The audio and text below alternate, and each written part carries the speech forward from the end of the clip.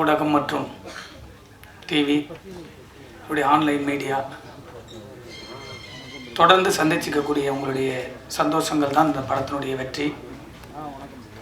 அதேபோல் தொடர்ந்து சினிமாவுக்காக எந்த விழாவாக இருந்தாலும் தொடர்ந்து வந்து தன்னுடைய நேரம் காலம் அனைத்தையும் மறந்து வாழ்த்து வந்திருக்கக்கூடிய தமிழ் சினிமாவுடைய அத்தனை வழிகாட்டிகளுக்கும் வருக வருக என டி கிரியேஷன் சார்பாக வரவேற்கிறேன். அதேபோல் இந்த படத்தினுடைய குழுவில் வேலை செய்திருக்கக்கூடிய வெளியில் இருக்கக்கூடிய வர முடியாத சூழ்நிலையாக இருக்கக்கூடிய அத்தனை பேருக்கும் மிக மகிழ்ச்சியோடு வரவேற்கிறோம். இந்த படம் ஒரு சிறந்த படமாக அமைந்திருக்கிறது.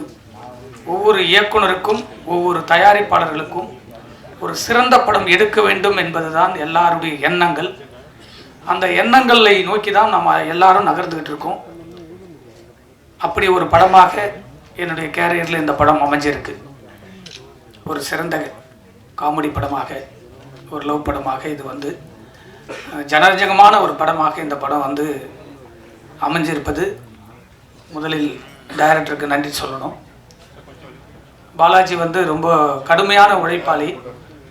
அவர் வந்து இந்த படத்தை வந்து தன் தொழில் ரீதியாக மிக சிறப்பாக செய்து கொடுத்திருக்கிறார். அவருக்கு மனதார வாழ்த்து சொல்கிறேன். இந்த படம் வெற்றி படமாக அமைவதற்கு மிக கடுமையாக இசையால் நினைத்ததெல்லாம் நிறைவேற்றி கொடுத்திருக்கக்கூடிய தம்பி நிவாஸ் பிரசன்னா அவர்களுக்கு எப்பொழுதுமே நன்றி சொல்ல கடமைப்பட்டிருக்கிறேன். அதேபோல் கேமராமேன் திரு கணேஷ் அவர்களுக்கு இந்த படத்தை ரொம்ப கலர் பண்ணி ரொம்ப அழகாக கொடுத்துருக்காரு. அவருக்கும் நன்றி சொல்ல கடமைப்பட்டிருக்கிறேன். அதுபோல் இந்த குழுவில் இருக்கிற அத்தனை பேருக்கும் என்னுடைய மனமாற நன்றியையும் உங்களை வருக வருக என வரவேற்கிறேன். நன்றி, வணக்கம். அனைவருக்கும் வணக்கம். மேடையில் இருக்கும் பெரியவர்கள் அனைவருக்கும் வணக்கம். இது ஒரு ரொம்ப ஒரு இனிய காலையாக இருக்கும்னு நினைக்கிறேன். ஏன்னா இந்த படத்தில் ஒர்க் பண்ணது வந்து ஒரு ரொம்ப சந்தோஷமான ஜாலியாக ஃபன். எங்களுக்கு படம் பண்ணும் பொழுது நிறைய படங்களில் அந்த அனுபவம் தான் நடிகர்களாக எங்களுக்கு இருக்கும். பட் ஆடியன்ஸுக்கு வந்து கொஞ்சம் டார்ச்சர் பண்ணுற மாதிரி ஆயிரும். பட் இந்த படத்தில் வந்து எல்லாமே வந்து நாங்கள் எந்த அளவுக்கு என்ஜாய் பண்ணியிருக்கோமோ அது ஸ்க்ரீன்லேயும் ஒர்க் அவுட் ஆகிட்டுருக்கு. அதை எவ்ரி டைம் வந்து டெக்னீஷியன்ஸு போஸ்ட் ப்ரொடக்ஷனில் பார்க்கும்பொழுதும் சரி, பிஸ்னஸுக்காக பார்க்கும்பொழுதும் சரி, அந்த ரியாக்ஷன்ஸ் வந்து ரொம்ப என்கரேஜிங்காக இருக்குது. ஸோ இது I'm just waiting for the time அந்த ஸ்க்ரீனில் ஆடியன்ஸோட தியேட்டரில் பார்த்து அவங்க என்ஜாய் பண்ணுறத பார்க்குறதுக்கு நிறைய இருக்குது. பட் மேடையில் இருக்கிறவங்க எல்லாமே பெரிய ஆளுங்க, நிறைய பேசணும். அதனால் நான் நன்றி சொல்லி விடைபெற்றுக் கொள்கிறேன்.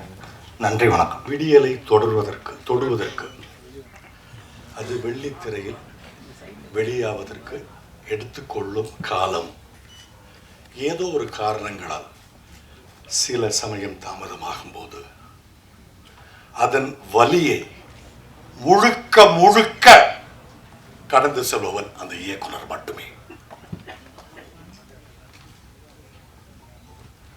நடிகர்களாகட்டும், நடிகைகளாகட்டும், தொழில்நுட்ப கலைஞர்களாகட்டும், தயாரிப்பாளர் கூட ஆகட்டும், வேறொரு கடந்து சென்று விடுவார்கள். ஆனால் ஒவ்வொரு மணித்துளியும் இந்த படம் எப்போ ரிலீஸ் ஆகும், நம்ம ப்ராடக்ட் எப்போ ஸ்க்ரீனுக்கு வரும், இந்த காட்சி மக்கள் எப்போ ரசிப்பாங்க, இந்த சாங் எப்படி ரீச் ஆகும்னு ஒவ்வொரு செகண்டும் அதோட வலியை அனுபவிக்கிற டைரக்டர். அந்த வலியை என்னுடைய முதல் படத்தில் நான் அனுபவித்திருக்கிறேன் என்ற ஒரே காரணத்தினால் எனக்கு பேசுவதற்கு முழு தகுதி இருக்கிறது.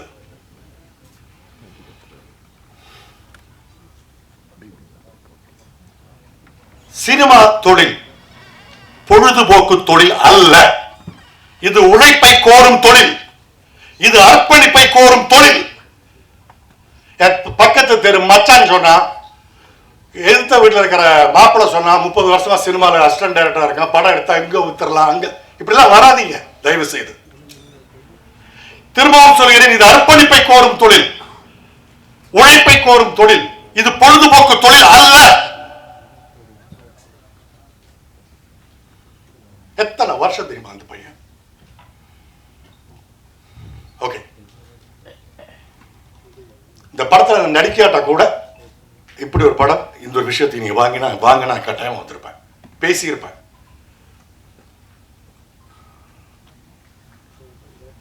இன்னைக்கு இருக்கிற மேடையில் இருக்கிற இவ்வளவு பேர்ல எத்தனை பேர் இந்த படத்துல இன்வால்வ் ஆனவங்க, எத்தனை பேர் இந்த படத்தில் நடிச்சவங்க, எத்தனை பேர் இந்த படத்துல சம்பளம் வாங்கினவங்க? கிடையாது. ஏன்னா அவங்களுக்கு வேற வேற வேற வேற ப்ரையாரிட்டி இருக்கு.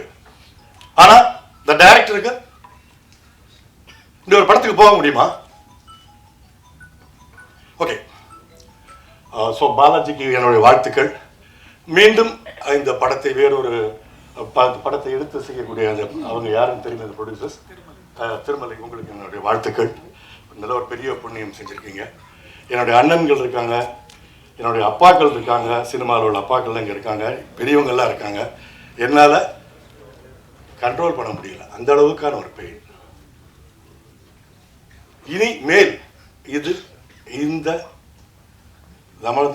நமது தொழில் நிறைய படங்களுக்கு இது இந்த ஒரு அனுபவம் நடக்காமல் இருக்கிறதுக்காக கொஞ்சம் பார்த்துக்கோங்க. அதுதான் நான் உங்கள்கிட்ட கேட்குற ரெக்வஸ்ட். பாலாஜி கேசவனை எனக்கு ஒரு 20 வருஷத்துக்கு மேலே இருந்து தெரியும். ரொம்ப ஒரு ரசனையான ஒரு மனிதர், ரொம்ப நல்ல மனிதர். அவரோட படத்துக்காக நான் ரொம்ப நாளாக வெயிட்டிங். இந்த படம் வந்து ஒரு நல்ல ரொமான்டிக் காமெடி, ஒரு லைட் ஹார்ட்டட் படம். நான் இந்த படம் பார்த்துட்டேன். படம் ரொம்ப நல்லா வந்திருக்கு. எல்லாருக்கும் இந்த படம் பிடிக்கும்னு நினைக்கிறேன். டீமுக்கு என்னுடைய வாழ்த்துக்கள், நிவாஸ் பிரசனாக்கு என்னுடைய வாழ்த்துக்கள். நன்றி. அனைவருக்கும் காலை வணக்கம். இந்த மேடையில் இந்த படத்தை பற்றி சொல்கிறதுக்கு முன்னாடி எனக்கு வந்து என் அண்ணன் ஆர்கே சுல்யமணி அவர்களுக்கு மனமார்ந்த நன்றியை நான் என்னுடைய குடும்பத்தின் சார்பாக நான் இந்த இடத்துல தெரிவித்துக்கணும். ஏன்னா இதை விட ஒரு சிறந்த மேடை எனக்கு கிடைக்காது. அவர் எங்கே எந்த மேடையில் பார்த்தாலும் நன்றியை சொல்லிவிடுவேன். ஏன் அப்படின்றதுக்கு நீங்கள் எல்லோரும் யோசிப்பீங்க. இப்போது அண்ணன் அழகம் பெருமாள் சொன்னார் இல்லைங்களா, ஒரு படம் எடுக்கிறது வந்து ஒரு பெரும்பாடு அப்படின்னா அதை ரிலீஸ் பண்ணுறது அதை விட டபுள் கஷ்டமாக இருக்கு. இதை வந்து சிறந்த அனுபவம் மிக்க பல ஜாம்பவான்களே வந்து சிரமப்படுற இந்த காலகட்டத்தில் நான் ஒரு படம் எடுத்தேன். அதை எடுத்து பண்ணும்போது தான் தெரிஞ்சது, அடடா இது வந்து இவ்வளோ பெரிய காம்ப்ளெக்சிட்டிஸ், பயங்கரமான இவ்வளோ சிக்கல்கள் இருக்கக்கூடிய ஒரு விஷயத்தை நம்ம எப்படி பண்ண போகிறோம் அப்படின்னு யோசிக்கும்போது ரொம்ப கஷ்டத்தில் அதை பண்ண முடியாமல் போச்சு. ஸோ அந்த நேரத்தில் கரெக்டான ஒரு காலகட்டத்தில் என்னையும் என் குடும்பத்தை மீட்டெடுத்தவர் ஆர்கே சுல்யமணி. ஸோ அதனால் இந்த இடத்துல இந்த படம் இவ்வளோ கஷ்டப்பட்டு இந்த படத்தை வெளிவர டைமில் இந்த மேடையில் அது சொல்கிறது அப்ரோப்ரியேட்டாக இருக்குன்றதுனால தான் நான் சொன்னேன். நன்றி அண்ணா. இந்த படம் வந்து முடிஞ்ச உடனே எப்போ ரிலீஸ் பண்ணுவோம் அப்படின்னு சொல்லிட்டு பாலாஜிகிட்ட கேட்டுகிட்டே தான் இருப்போம். அது அப்படியே ஒரு காலகட்டத்தில் அப்படியே போயிட்டு இருந்தது. அதுக்கப்புறம் என்னுடைய நடித்த படம் நான் சிரித்தால் படம் ரிலீஸ் ஆச்சு. அப்போது எனக்கு ஒரு நல்ல ஒரு பேர் கிடச்சி அந்த கேரக்டரில். அப்போது நான் பாலாஜிகிட்ட சொன்னேன், பாலாஜி இந்த படம் இப்போ ரிலீஸ் பண்ணினா என்னையும் நிறைய பேர் மக்களுக்கு தெரியுது, இன்னும் கொஞ்சம் நல்லா போவோம் பாலாஜி அப்படின்னு. அதுக்கப்புறம் வந்து ஹீரோவுடைய படம் ஓமே கடவுளை, அதுவும் ஹிட் ஆச்சு. ஸோ அவரும் நல்ல பேர் மார்க்கெட் இருக்கும்போது இப்போ ரிலீஸ் ஆனால் அந்த படம் நல்லாயிருக்கும் அப்படின்னு நாங்கள் பேசிக்கிட்டே இருப்போம் ஒரு டைமும். அதுக்கப்புறம் இந்த கோவிலுக்கு போயிட்டு வாங்க, அந்த கோவிலுக்கு போயிட்டு வாங்க, இந்த மலைக்கு போயிட்டு வாங்க இப்படிலாம் சொல்லி என் பேச்சை கேட்டு தான் பாலாஜி வந்து வெள்ளியங்கிரி மலைக்கு போயிட்டு வந்தார். அதுக்கப்புறம் சொன்னார், இனிமேல் அந்த மலைக்கு நான் போகவே மாட்டேன் அப்படின்னு. ஸோ அதனால் இவ்வளோ காலகட்டங்களில் இவ்வளோ கடினங்களுக்கு பிறகு, இவ்வளோ கஷ்டத்துக்கு பிறகு இந்த படம் வந்து ரிலீஸ் ஆகுது அப்படின்னு நினைக்கும் போது பாலாஜிக்காக நாங்கள் எல்லோரும் ரொம்ப சந்தோஷப்படுறோம், ரொம்ப பெருமைப்படுறோம். பாலாஜி ஏன்னா ஒரு ரொமான்ஸ் எல்லாருக்குமே பிடிக்கும், ஃபன்னும் ரொம்ப எல்லாருக்கும் பிடிக்கும். ஸோ என்றைக்குமே வந்து ஒரு ஸ்டோரியில் ஒரு ஃபில்ம் பேஸில் ராம்காம் வந்து என்றைக்குமே ஒரு பெரிய ஹிட்டான ஒரு கான்செப்ட். எங்கள் அன்பேவாலேருந்து எடுத்திங்கன்னா ஸோ அந்த மாதிரியான ஒரு ஃபுல் ஃபன் இந்த படத்தில் ஒரு ஆரோக்கியமான நகைச்சுவை தந்திருக்காரு பாலாஜி. அவர்களுடைய மனமார்ந்த பாராட்டுகள். மியூசிக் டைரக்டர் நிவாஸ், இது உங்களுடைய ஈவெண்ட்டு. ஸோ கண்டிப்பாக உங்களுக்கு இது வந்து ஒரு பெரிய ஒரு மேடையாக காமிக்கும், நிறைய பாராட்டுகள் வரும்ன்ற வாழ்த்துக்களோடு அனைவருக்கும் நன்றி கூறி இந்த வாய்ப்புக்கு எனக்கு தந்ததுக்கு பாலாஜி எல்லாருக்கும் என்னுடைய மனமார்ந்த நன்றி. ப்ரொடியூசர் சார், உங்களுக்கு என்னுடைய மனமார்ந்த நன்றி. இந்த படம் வந்து ஒரு மிகப்பெரிய வெற்றி அடையும். அனைவருடைய வாழ்த்துக்களும் அன்போடும் நன்றி, வணக்கம். வந்திருக்கும் அனைத்து பத்திரிகை மற்றும் ஊடக நண்பர்களுக்கு என் மனமார்ந்த வாழ்த்துக்கள். இந்த படம் ஆக்சுவலாக ஒரு பிஸ்னஸ்க்காக ஏற்கனவே திருமலை சார் நம்மக்கிட்ட காட்டினார். சொல்லப்போனால் அது ஒரு எக்ஸாட்டிக் ரோம்காம். உண்மையிலே இந்த படம் பார்த்து ரொம்ப சிரித்து விழுந்து சிரித்த. செகண்ட் ஹாஃபில் ரொம்ப ஈஸியாக சீக்கிரமாக போயிடுச்சு. எனக்கு தெரிஞ்சது இந்த படம் வெளியே வரும்போது ரொம்ப, அதாவது மக்கள்லாம் இப்போ வந்து வர படங்கள்லாம் எப்படி இருக்குது அப்படின்னா, மோஸ்ட்லி வந்துட்டு படம் பார்த்துட்டு வெளில வரும்போது 120 ரூபா 130 ரூபா வேஸ்ட்டு நினச்சி தான் வெளில வந்துட்டுருக்காங்க. எனக்கு தெரிஞ்சு இந்த படம் பார்த்துட்டு வெளில வரும்போது அந்த 140 ரூபாய்க்கான ஒரு மன நிறைவோட வெளில வருவாங்கன்ற நம்பிக்கை எனக்கு இருக்குது இந்த படத்து மேலே. நம்ம இந்த டேரக்டர் ரொம்ப சூப்பராக பண்ணியிருக்காரு. அவரோட உழைப்பு கிடைச்ச வெற்றியாக இருக்கும்னு நினைக்கிறேன் இந்த படம். திருமலை சாருக்கு என்னோட மனமார்ந்த வாழ்த்துக்கள். இங்கே மேலே இருக்க எல்லாருக்கும் என்னோட பேர் எக்ஸாக்டாக நல்லா சொல்ல தெரியல, பட் எல்லாருக்கும் என்னோட வாழ்த்துக்கள். வாய்ப்பளித்ததுக்கு ரொம்ப நன்றி.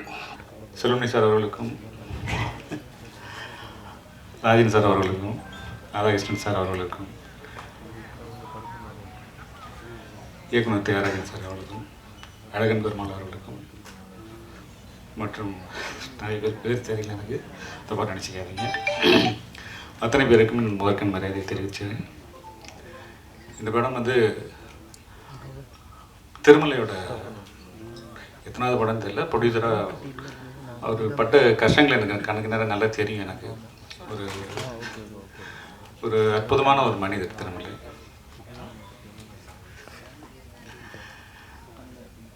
பல போராட்டங்களுக்கு அப்புறம் திருமலை வந்து இந்த படத்தை கொண்டு வந்திருக்காரு ஸ்டேஜுக்கு. ஸோ அதுக்காக வந்து அவருக்கு வந்து மிகப்பெரிய பாராட்டுகளை தெரிவிச்சுக்கலாம். இந்த டைட்டில் கூட எனக்கு தொழில் ரொமான்ஸ் வந்து திருமலையை வச்சு தான் இருக்கும்னு நினைக்கிறேன். ஒரு அற்புதமான கிரியேட்டர் அவர் எங்கள் யூனியனில் இருக்க வேண்டியது எப்படி ப்ரொடியூசர்ஸ் கவுன்சில் போனது தெரியல. ஒரு அற்புதமான டைரக்டர் அவர். இன்னொரு சந்தோஷமான விஷயம் இந்த படத்தில், இந்த படத்தோட திருமலைக்காக தான் நான் வந்தேன். எனக்கு தெரியாது ஆக்சுவலாக பாலாஜி படம் அப்படிங்கிறது எனக்கு தெரியாது. பாலாஜி என்கிட்ட ஒர்க் பண்ணியிருக்காரு. ஒரு அற்புதமான ஒரு அசிஸ்டன்ட் டைரக்டர். இப்போ நல்ல படம் பண்ணியிருக்கிறாரு. இந்த படம் மிகப்பெரிய வெற்றி அடையணும், பாலாஜிக்காகவும் திருமலைக்காகவும் இந்த படம் மிகப்பெரிய வெற்றி அடையணும்னு இறைவனை வேண்டிக்கிறேன். நன்றி. மதிப்புக்குரிய பேரன்புடைய என் சகோதர சகோதரிகளே, இந்த மேடைகளை விட்டிருக்கும் திரைப்பட ஜாம்பவான்களே, என்னுடைய ஊடக நண்பர்களே, பத்திரிகையாளர்களே, உங்களுக்கு என் முதற்கண் வணக்கத்தை தெரிவித்துக் கொள்கிறேன். இந்த படத்தினுடைய டைட்டில் எமக்கு தொழில் ரொமான்ஸ். எனக்கு அந்த வயசெல்லாம் கடந்து போச்சு. 75 வயசை கடந்து விட்டதால் தம்பி திருமலைக்கு மட்டும்தான் அது உரியது. அவன் எப்பொழுதுமே ரொமான்ஸாக தான் இருப்பாப்புல. கடுமையான உழைப்பாளி. அந்த உழைப்பை இந்த படத்தில் கொடுத்துருக்கின்றாங்க. ஆகையால் இந்த படம் மாபெரும் வெற்றி அடையும். அதே மாதிரி இந்த படத்தை உருவாக்குவதற்கு அதை வந்து இந்த படம் மட்டும் இல்லை, சின்ன திரைப்படம், அதை வந்து சிறிய பட்ஜெட்டில் செய்யக்கூடிய தயாரிப்பாளர்களுக்கு, பெரிய பட்ஜெட்டில் பண்ணுற படங்களுக்கு மிகப்பெரிய ஃபைனான்சியர்ஸ் எல்லாம் இருக்காங்க. ஆனால் இந்த மாதிரி சின்ன தயாரிப்பாளர்களுக்கு கை கொடுத்து உதவுகிற ஒரு திருப்பதி வெங்கடாஜலபதியாக மகேந்திரன் நகர், அவருடைய உழைப்பில் இந்த படம் வந்து அவரும் தம்பி திருமலையும் சேர்ந்து இந்த படத்தை வந்து உருவாக்கியிருக்கிறாங்க. அதனால் முதல்ல வந்து இந்த சிறுபட தயாரிப்பாளர்களுக்கு உதவி பண்ணுற இந்த மகேந்திரன் நகருக்கு இந்த சபையின் வாயிலாக என்னுடைய நன்றியும், மேலும் மேலும் சிறிய தயாரிப்பாளர்களை ஊக்குவிக்க வேண்டும் என்று சொல்லிட்டேன். அதே மாதிரி எங்கள் அண்ணன் கே ராஜன், அவர் திட்டுவார், சண்டை போடுவார், பேசுவார், ஆனால் உரிமையோடு எல்லாத்தையும் பண்ணுவார். எங்களை மாதிரி சின்ன தயாரிப்பாளர்கள் போய் நிற்கும் பொழுது, போடா போய் செய்யடா நான் இருக்கிறேன்டான்னு சொல்லக்கூடிய ஒரே ஒரு எங்களுக்கு காவல் தெய்வம் எங்கள் அண்ணன் கே ராஜன். ஆகையால் வந்து இந்த மாதிரி தயாரிப்பாளர்களுக்கு மத்தியில் நான் வந்து தம்பி திருமலைக்காக வேண்டி இங்கே பேச வந்தால் கூட, இதனுடைய படத்தினுடைய இயக்குனர் தம்பி ரொம்ப சின்ன வயசு இப்போ தான் பார்த்தேன். நான் ரொம்ப சந்தோஷமாக இருந்துச்சு. ஏன்னா படம் பார்க்கும்போதே தெரியுது அதனுடைய அந்த ஃபேக்ட் எப்படி படம் பண்ணியிருப்பார் அப்படின்னு சொல்லி. அது வந்து அதுவும் ஒரு காமெடி படம்னு சொல்லி சொன்னாங்க. அதனால் முழு படத்தையும் எங்களுக்கு பார்க்குறதுக்குரிய வாய்ப்பு வெகு விரைவில் கிடைக்கும் என்று நினைக்கிறேன். இந்த படம் மாபெரும் வெற்றி அடைய என்னுடைய சிறந்தாழ்ந்த வாழ்த்துக்களை தெரிவித்துக் கொள்கின்றேன். நன்றி, வணக்கம். உச்சத்தை கொண்டு போது அந்த நல்ல கதையை உருவாக்குவதற்கு ஒரு நல்ல தயாரிப்பாளர் இருந்தால் மட்டும்தான் அந்த படம் வெளிவரும். இல்லைன்னா எவ்வளோ பெரிய உச்சத்தில் இருக்கக்கூடிய நடிகனாக இருந்தாலும், நடிகையாக இருந்தாலும், எவ்வளோ பெரிய டெக்னீஷியனாக இருந்தாலும் அந்த படம் தடைப்பட்டு தான் இருக்கும். அப்படி எண்ணற்ற படங்கள், நல்ல கதைகள் கொண்ட நல்ல படங்கள் எல்லாம் பாதியிலே எடுக்கப்பட்டு நிறுத்தப்பட்டிருக்கிறது. படத்தை முடித்துவிட்டு நிறுத்தப்பட்டிருக்கிறது. வெளியீடு செய்வதற்கு தவித்து கொண்டிருக்கிற இந்த இக்கட்டான சூழ்நிலையில் பல படங்களை பார்த்து கொண்டு விடுபட்ட கதைகள் எல்லாம் யோசித்து யோசித்து தினந்தோறும் சினிமாதான் என்று வாழ்க்கையை அர்ப்பணித்த பிரபர் நாமளும் வெற்றி வரிசையில் வர வேண்டும் என்பதுதான் ஒரே எண்ணமாக, ஒரே குறிக்கோளாக, ஒன்று உச்சத்தை தொடக்கூடிய ஒரு இயக்குனராக, இல்லை என்றால் ஒரு உச்சத்தை தொடரக்கூடிய ஒரு தயாரிப்பாளராக வர வேண்டும் என்பதுதான் என்னுடைய கனவு. வேறு எதுவுமே என்னுடைய நோக்கங்கள் இல்லை. நான் தயாரிப்பாளராக ஆவேன் என்பது ஒரு நாளும் நான் நினைத்து கூட பார்க்காத ஒரு தொழில். ஏனென்று சொன்னால், மறைந்த என்னுடைய குருநாதர் திரு கே சுபாஷ் அவர்கள் ஒரு அப்பாவாக, ஒரு அண்ணனாக, ஒரு நண்பனாக அவரிடத்திலே நான் பணியாற்றியிருக்கிறேன். தொடர்ந்து 7 ஆண்டுகள் 45 உதவி இயக்குநர்கள் அவரிடத்திலும் இருந்தும் வெளியே சென்ற பிரபம் அவருடைய வழியிலே இவ்வளவு படங்கள் எடுத்திருக்கிறார், இவ்வளவு படங்களை வெளியிட்டு இருக்கிறார். நாம் ஒரு இயக்குனராக வெளியே வரும்போது மிகவும் ஜாக்கிரதையாக சினிமாவை கையாள வேண்டும் என்பது அவரிடத்தில் இருந்ததான் நான் பயிற்சி எடுத்தேன். அப்பொழுது என்னுடைய மனதிலே தோன்றியது, ஒரு இயக்குனராக அவர் அலுவலகத்திலே வந்து செல்லாத எந்த ஒரு சினிமா கலைஞனும் இல்லை. இன்று இருக்கக்கூடிய முதலமைச்சர் உட்பட அவருடைய அலுவலகத்திலே நான் பார்த்திருக்கிறேன். அவர் சந்திக்காத மனிதர்களே இல்லை. அவர் கடைசி காலகட்டத்தில் என் மனதிலே ஒரு ஆழமான பதிவு வந்தது. இயக்குனராக மட்டுமே நான் வழி நடத்த வேண்டும் என்று எனக்குள்ளே ஒரு கேள்வியை எழுப்பிய பிறகு அவருடைய கஷ்டங்களை நேரடியாக பார்த்து பார்த்து இயக்குனராக மட்டும் இருந்தால் நாம் சந்தோஷமாக மட்டுமல்ல நிம்மதியாக போய் தூங்கலாம் என்று நினைத்தேன். காரணம், 20 படங்களை தயாரித்த பிறகுதான் அவருடைய கஷ்டங்களை நான் உணர்ந்தேன். ஆனால் அந்த கஷ்டங்களை எல்லாம் அவரிடத்தில் நான் கேட்கும்போது சொல்லுவார், நாம் நேசித்து வந்த தொழில், நாம் எதையும் கொண்டு வரவில்லை. ஒரு இரவில் ஒரு வெற்றி வந்தால் எல்லாம் சரியாயிடு விடும்டா, நீ கவலைப்படாத, எனக்கு தெரியும் அப்படின்னுவார். சார், நீங்கள் ஒரு பெரிய ஜாம்பவான், உங்களுடைய படைப்பு சத்திரியன் என்கின்ற மாபெரும் ஆக்ஷன் படத்தை பார்த்து உங்களிடத்திலெல்லாம் வேலை செய்ய வேண்டும், உங்களெல்லாம் சந்திப்பேனான் என்று பல நாட்கள் சென்னையிலே நான் சுற்றிய காலங்கள் உண்டு. தயாரிப்பு வேணாம் சார், ஒன்லி டைரக்ஷன் பண்ணுவோம் சார் அப்படின்னு சொல்லும்போது கடைசி உதவி இயக்குனராக அவரிடத்தில் நான் பணி செய்தேன். அதுதான் எனக்கு முதல் இடத்தில் கொண்டு போய் சேர்த்தது. 45-60 உதவி இயக்குனர்கள் அவரிடத்தில் இருந்து கடந்து பிறந்த நான் கடைசியாக சேர்ந்தவன். தொழிலை நேசித்துக் கொண்டே இருந்தால் அந்த தொழில் உன்னை கொண்டு போய் சேர்க்கும் என்று அவர்தான் எனக்கு அறிவுரை சொன்னார். ஆனால் அவருடைய அந்த தொழில் பக்தியை பார்த்து பார்த்து தயாரிப்பு வேண்டாம் என்று நான் நிலையாக இருந்தேன். அவர் காம்ப்ரமைஸில் தான் சொல்றாரு, கடுமையான நெருக்கடி ஒரு தயாரிப்பாளர்கிட்ட தான் இருக்கு. தயாரிப்பாளர் போடுகிற பணங்கள் அவருக்கான நிலையான ஒரு இடத்தை கொடுக்கவில்லை என்று அன்று நான் உணர்ந்தேன். ஆனால் அந்த காலகட்டத்தில் மதிப்பு மரியாதை எல்லாம் ஒரு தயாரிப்பாளர்களுக்கு மட்டும்தான் இருந்தது. ஆனால் இப்ப 10 ஆண்டுகளுக்கு மேலாக தயாரிப்பாளர்களுக்கு மதிப்பு எதுவுமே இல்லை, மற்றவர்களுக்கு அனைவருக்குமே மதிப்பு இருக்கிறதை நான் உணர்ந்தேன். ஒவ்வொரு நாளும் உணர்ந்தேன். தயாரிப்பாளர் கடவுளால் நான் ஆக்கப்பட்டேன். எனக்கு அந்த நினைப்பே வந்ததில்லை. ஒரு இயக்குனராக மட்டும் இருந்திருந்தால் இன்று என்னிடத்தில் ஒரு 20-25 கோடிகள் சொத்து இருந்திருக்கும்.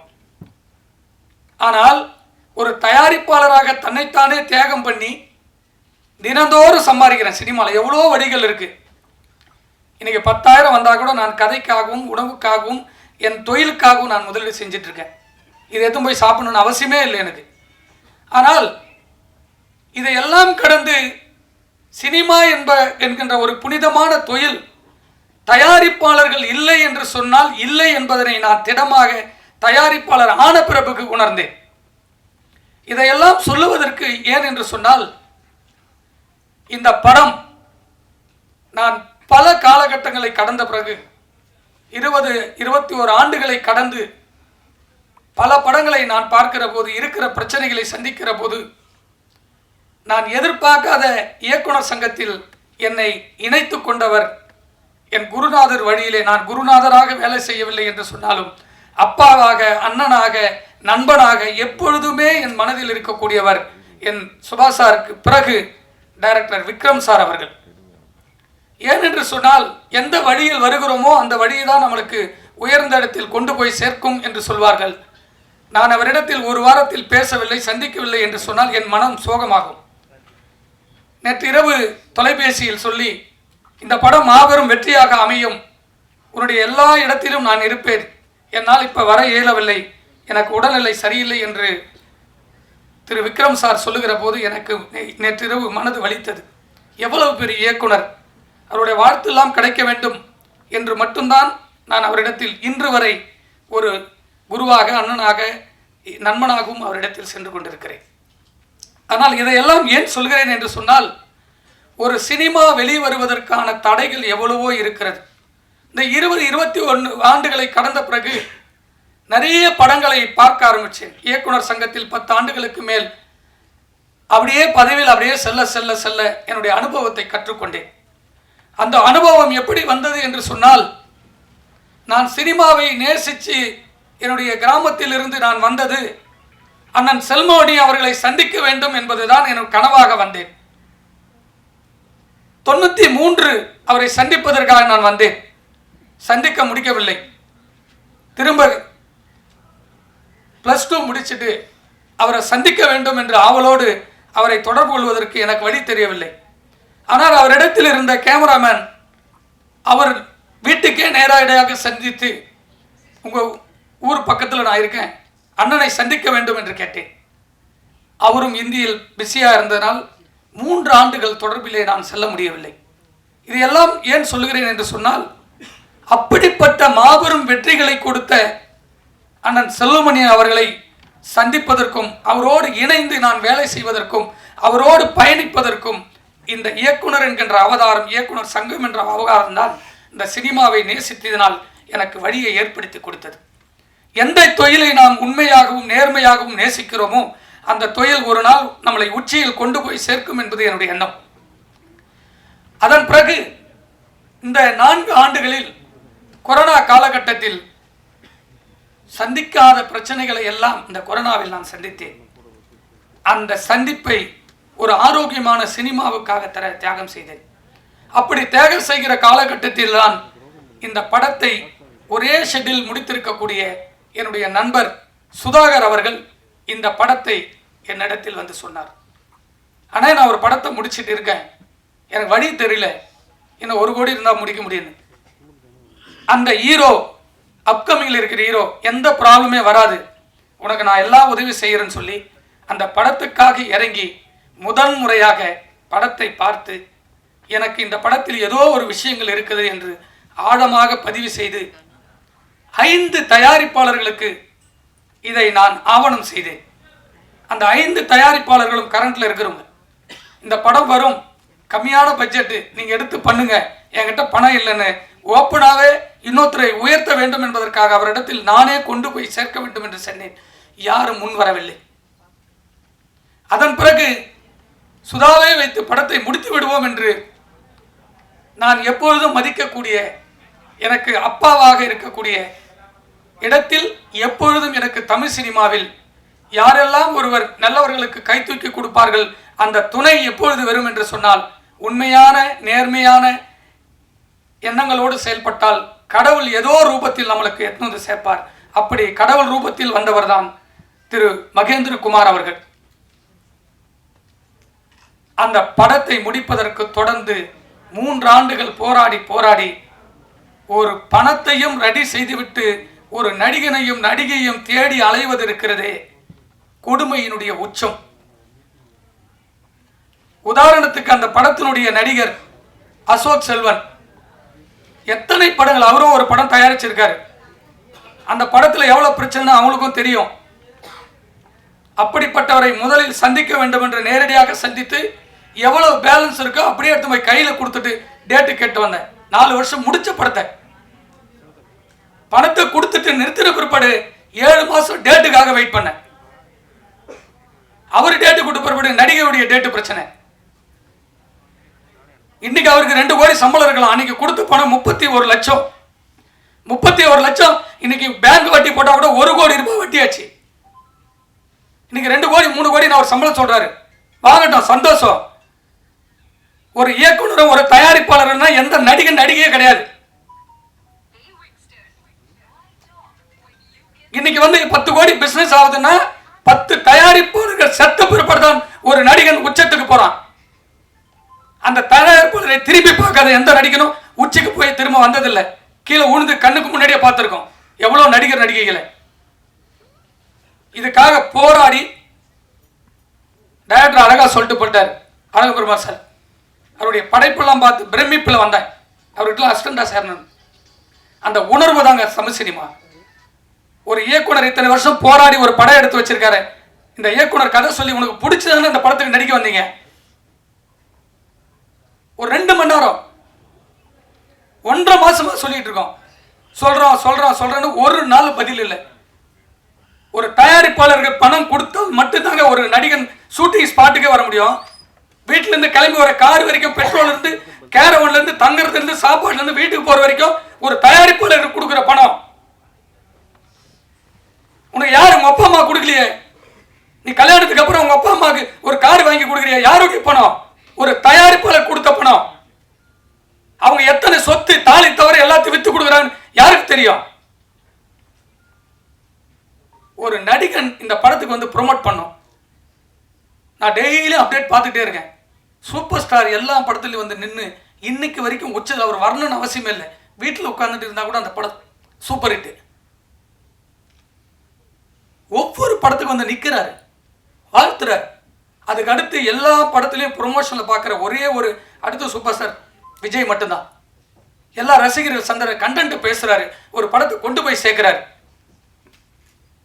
அதுக்கப்புறம் பார்க்குற தனுஷ் ஒவ்வொரு படத்திலையும் முன்னாடி நிற்கிறார். ஒரு படம் வெளிவரத்துக்கும் முழு பொறுப்பு, முழு சுதந்திரமோ, முழு உரிமையோ, பல கோடிகளை சம்பாதிக்க போறது ஒரு நடிகன் மட்டும்தான். இது இந்த படத்துக்காக பேசலங்க. எனக்கு நிறைய ஹீரோக்கள் இருக்காங்க, டெய்லி உட்காந்து சாப்பிட்டுக்கிட்டு இருக்கேன். அவங்களும் எல்லாம் இறங்கி இந்த படம் வெளியே வரணும்னு போராடுறாங்க. லாஸ்டா ஒரு படம் பார்த்தேங்க, வாஸ்கோட காமான்னு ஒரு படம். அவர் ஒரு 6 வருஷமா ஒரு படத்தை வரணும்னு ஒவ்வொரு நாளும் பேசுறாரு. இன்னைக்கு கூட போய் இந்த ஃபங்க்ஷனுக்கு வருது, ஒரு ப்ரொமோஷன் சாங் விடுறதுக்காக ஓடுறாப்புல ஒரு ஹீரோ. ஒரு இயக்குனருக்கு பெரிய பக்கபலமே ஒரு நடிகர்கள். இவங்கெல்லாம் இருந்தாதான் ஒரு தயாரிப்பாளர்களுக்கு ஒரு பெரிய உத்வேகம் வரும். இதெல்லாம் ஏன் சொல்றேன்னா, ஒரு படம் வெற்றி படம் அமைந்த புறப்படும். இந்த வெற்றியை கொண்டாட போறது இந்த படத்துக்கு அப்புறம் எனக்கு 2 கோடி சம்பளம் கொடுன்னு கேட்கிறாப்புலன்னா இந்த வெற்றி படத்தினால தான். இந்த வெற்றி படத்தை இறக்கி இருக்கக்கூடிய பாலாஜி நல்ல படம் எடுக்கலையானா உனக்கு எப்படி 2 கோடி வரும்? அடுத்த படம் எனக்கு 25 கோடி, ஓடிடியில் 15 கோடி, நான் 5 கோடி கொடுக்குறேன், எடுத்துட்டு போவேன் படத்தையே. சொல்லலாம், வாயில சொல்லிட்டு போகலாம் 20 கோடி 10 கோடின்னு. இன்னைக்கு ஒரு படம் கூட உட்கார்ந்து பல கோடிகள் போட்டு ஒவ்வொரு தயாரிப்பாளரும் டிஜிட்டல் சேட்டலைட் விற்க அவதிப்பட்டுக்கிட்டு இருக்கோம். இந்த வேதனை சொல்லவே கூடாதுன்னு நினைச்சேன். ஆனா நேற்று நைட்டு வரைக்கும் சரி வேண்டாம் தான் பொறுமையா இருந்தோம். இதுல இருக்கிற எத்தனை டெக்னீஷியன் உட்கார்ந்துருக்காங்க. எதுக்கு உட்கார்ந்துருக்காங்க? இங்க ஜெயிக்கணும்னு நினைக்கிறவங்க ஒவ்வொருத்தரும் போராட்ட களத்தில் நிற்கிறாங்க. ஜெயிச்ச பொறுத்தவரை எல்லாருமே ஜெயிக்க நினைக்கிறவங்களே தோக்கடிச்சுட்டு போயிடறாங்க. அதுதான் இங்க சினிமா நடந்துட்டே இருக்கு. இந்த படத்தை பார்த்துட்டு அதுக்கப்புறம் ரொம்ப அமைதியா தம்பி நிவாஸ் பிரசன்னாவை பார்த்தேன். அழகான ஒரு மியூசிக் டைரக்டர், அற்புதமான சிந்தனை உள்ளாது. ஒரு நாள் கூட நெகட்டிவாகவே பேச மாட்டேன். ஆனால் வந்துடுறேன், சூப்பராக வந்துடுறேன், அப்படி ஒரு எனர்ஜி கொடுக்குறேங்க. அது போல் ஒரு டெக்னீஷியன்லாம் இந்த படத்தில் இருக்கும்போது தான் ஒரு பெரிய படமாக வெளியே வருவதற்கு பெரிய உத்வேகம் இருக்குது. எல்லா படமாங்களும் கூட ஒரு நம்பிக்கை வரணும்னா இந்த படத்தில் சொல்கிறவங்க தான். இந்த அலெக்சாண்டர் படம் பார்த்துட்டு சொல்கிறாருன்னா அவர் அதுக்கு பிடிச்சி தான் பேசுகிறார். இதையெல்லாம் ஏன் சொல்கிறேன்னா, ஒவ்வொரு நடிகனும் தான் படத்தில் கமிட் ஆகிறவங்க அத்தனை பேரும் அந்த படத்துக்கு வரணும்னு சொல்லி தயாரிப்பாளர் சங்கம், நடப்பு சங்கம், சிவாண்ணன் இருக்காரு, ராஜண்ணன் இருக்காரு, செல்லுமணி அண்ணன் இருக்காரு. தயவு செஞ்சு இந்த மேடையிலே கோரிக்கை வைக்கிறேன், ஒரு படத்தில் நடிச்சு அவங்களுக்கு சம்பளம் தான் கேட்க நாங்கள் கொடுத்துட்டு போறோம். படம் ஷூட்டிங்கு முன்னாடியே டப்பிங் கூட முடியல, பணம் கொடுத்தாதான்னு கேரளா இருந்தாப்புல. படத்தை நைட்டோட நைட்டு வாங்கி எடுத்து போய் பணத்தை கொடுத்தோம். 4 மணி நேரம் ஷூட்டிங், 8 லட்ச ரூபாய் செலவு போச்சு. அந்த 8 லட்ச ரூபாய் கொடுக்க முடியுமா அசோக் செல்வனால? இதையெல்லாம் மீறி திரும்ப வந்து ஒரு படத்தை எடுத்து முடிச்சு வரும்போது ஒரு இயக்குனரோட பக்கபலமா இருந்து அந்த படத்துக்கு எல்லா இடத்துலையும் வந்து நிற்கணும் ப்ரொமோஷனுக்கு. இது எனக்காக சொல்ல, எல்லா படத்துக்கும் எல்லா நடிகர்களும் ஒத்துழைப்பு கொடுக்கணுன்றதான் என்னுடைய எண்ணம். இது என்னுடைய படத்துக்குன்னு நான் சொல்லவே வரல. போன் எடுக்காத நடிகர் எதுக்குங்க? மேனேஜர் வைங்க, இல்லை மேனேஜர் ரெஸ்பான்ஸ் பண்ண சொல்லுங்க. ஒவ்வொருத்தருக்கும் 50,000 பேட்டா வரணும்னா 50,000 வேணுன்றீங்க. யாருக்கிட்ட பேசுறது? ஒன்றும் இயக்குநர்கிட்ட பேசணும், இல்லை தயாரிப்பாளர்கிட்ட பேசணும். உங்கள் ப்ராப்ளம் என்னன்னு சொன்னா அதை சால்வ் பண்ணுவோம். இது எல்லாமே வேதனையுடைய உச்சத்தில் தான் நான் பேசுகிறேன். ஏன்னா ஒரு நடிகர் நம்ம வேண்டாம் வேண்டாம் வேண்டாம் அப்படின்றதுக்காக தான் ரொம்ப அமைதியாக இருந்து இவ்வளோ பெரிய ஜாம்பவன்கள்லாம் எவ்வளோ டைம் எல்லாம் வேஸ்ட் பண்ணி எதுக்காக வந்திருக்காங்க சொல்லுங்கள். ஒவ்வொருத்தருக்கும் ஒரு கடமைகள் இருக்கு. இந்த படத்தில் இருக்க இந்த படம் வெளிவரத்துக்கு யாருக்கு இப்போ இல்லையா சுதாகர்னு ஒரு ஆள் ஒருவர் இல்லைன்னா இந்த படம் எப்படி வரும்? ஆரம்பிச்சிருக்க முடியாது. தான் ஸ்கிரிப்டை தூக்கிட்டு போய் பாலாஜி எத்தனை வருஷத்துக்காக போராடுறாரு. அவர் இந்த படத்தை தூக்கி போட்டு வேற படத்துக்கு போயிருக்கலாமே, போலிய கடைசி வரைக்கும் இருக்காரு. இந்த படத்தை வராத படத்தை வருன்ற நம்பிக்கையில் எப்படி மகேந்திரகுமார் கேட்டு உடனே பணம் கொடுக்குறாரு எனக்கு. 3 படம் வந்து ஃபர்ஸ்ட் படம் தீ நகர் எடுத்தேன். தயாரிப்பாளர் ஒரு நாள் வரவே மாட்டார். உடனுடன் அந்த படத்துக்கு எல்லா வேலையும் எல்லாத்தையும் நடத்துவோம். அகம்புறன்னு ஒரு படம் எடுத்தேன், அதே போல எல்லாத்தையும் நடத்தணும். அதுக்கப்புறம் காசே தான் கிடையாது. அந்த ப்ரொடியூசர் வரவே மாட்டார். படத்தை பண்ணி கையில் கொடுத்து அந்த படத்தை ரிலீஸ் வரைக்கும் நிற்போம். ஏன்னா என் கூட நடிச்ச எல்லா நடிகருமே என்னோட அப்படியே ஃப்ரெண்டாக இருப்பாங்க. இப்போ இந்த படத்துக்கு படம் 4 வருஷமா போராட்டமா தூங்கும் போதெல்லாம் இந்த படம் தான் வருது. எப்படின்னா வெளியே கொண்டு ஒரு நல்ல படம்னு தோடிக்கிட்டே இருக்கு. இது எல்லாம் சொல்றேன்னா பிரஸுக்கு இது போய் சேரணுன்றதுக்காக தான். என் படத்துக்கு வரலன்னா பரவாயில்லைங்க, அடுத்து நடிக்கிற எந்த தயாரிப்பாளருடைய படத்துக்கும் அவர் வரணும்னு சொல்லி இந்த மேடையில் இருக்கிற அத்தனை முன்னோடிகளுக்கும் சங்கத்தினுடைய நிர்வாகிகளுக்கும் தயவு செஞ்சு என்னுடைய கோரிக்கையாக வைக்கிறேன். எந்த நடிகனும் ஒவ்வொரு படத்தினுடையும் ப்ரொமோஷனில் நிற்கணுன்றதை ஒரு தீர்மானமாக எடுக்க வேண்டும் என்று உங்களுக்கு பணிவோடு கட்டளையிடுகிறேன். நன்றி, வணக்கம். இசை வெளியீட்டுக்கு வருகை தந்துள்ள நம்முடைய சகோதரர்கள் அனைவருக்கும் என்னுடைய மதிய வணக்கம். அதுபோன்று பத்திரிகையாளர்கள், ஊடகவியலாளர்கள், நண்பர்கள் அனைவருக்கும் மதிய வணக்கம். ஒருவேளை நான் திருமலை பேசுறதுக்கு முன்னாடி பேசிட்டு போயிருக்கலாம்னு நினச்சேன். நான் வந்து ஆக்சுவலாக வந்து வீட்டில் ஒரு சின்ன ஃபங்க்ஷன் நடந்துட்டு இருந்து திருமலை ஃபோன் மேலே ஃபோன் பண்ணிட்டே இருந்தார். அப்புறம் வரலன்னா டைரக்டர் யூனியனே கலைச்சிடுவார்னு சொல்லி பயத்தில் நான் வந்துட்டு போயிடலான்னு வந்தேன். ஒரு ஃப்ரெண்ட்லியாக சொன்னேன். உண்மையாக அந்த ட்ரைலரை பார்க்கும்போது அந்த இயக்குனர் வந்து புதுசாக ஒரு ஃப்ரெஷ்ஷாக வர மாதிரி இது வந்து நம்மளுடைய கஷ்டம் எந்த திரைப்படமும் கஷ்டம் இல்லாமல் வந்ததே இல்லை. அதுக்கு தான் வந்து அந்த முன்னாடி நம்ம படத்தோட ரிலீஸே வந்து டெலிவரி ஆகிடுச்சு. டெலிவரி எவ்வளோ கஷ்டமோ அதுபோல் ஒவ்வொரு திரைப்படமும் அந்தந்த காலகட்டத்துக்கு சிரமமாக தான். முதல்ல வரும்போது அழகபெருமாள் பேசினார், டைரக்டர் எவ்வளோ கஷ்டம். ஏன்னா அவர் படம் டைரக்ட் ப்ரொடியூஸ் பண்ணலன்னு நினைக்கிறேன் அவர் வந்து. அதனால் எவ்வளோ டைரக்டர் கஷ்டம். படகோபி வந்தார், ஒரு ப்ரொடியூசருக்கு எவ்வளோ கஷ்டம். அவர் டைரக்ட் பண்ணல, அதனால் டைரக்டரோட கஷ்டம் அவருக்கு தெரியாது. ப்ரொடியூஸ் பண்ணுறது எவ்வளோ கஷ்டம். உண்மையிலே கஷ்டம் தான். திரைப்படத்துறை வந்து நம்ம வந்து ஜாலியாக மகிழ்ச்சியாக படம் பார்த்துட்டு போகிறோம். இந்த திரைப்படத்தை உருவாக்குறது வந்து ஒரு 400-500 பேரை வந்து எல்லோரும் ஆர்கனைஸ் பண்ணி அந்த படத்தை ஒரு ப்ராஜெக்ட் பண்ணுறது ஒரு கஷ்டமான வேலை தான், இல்லைன்னு சொல்ல.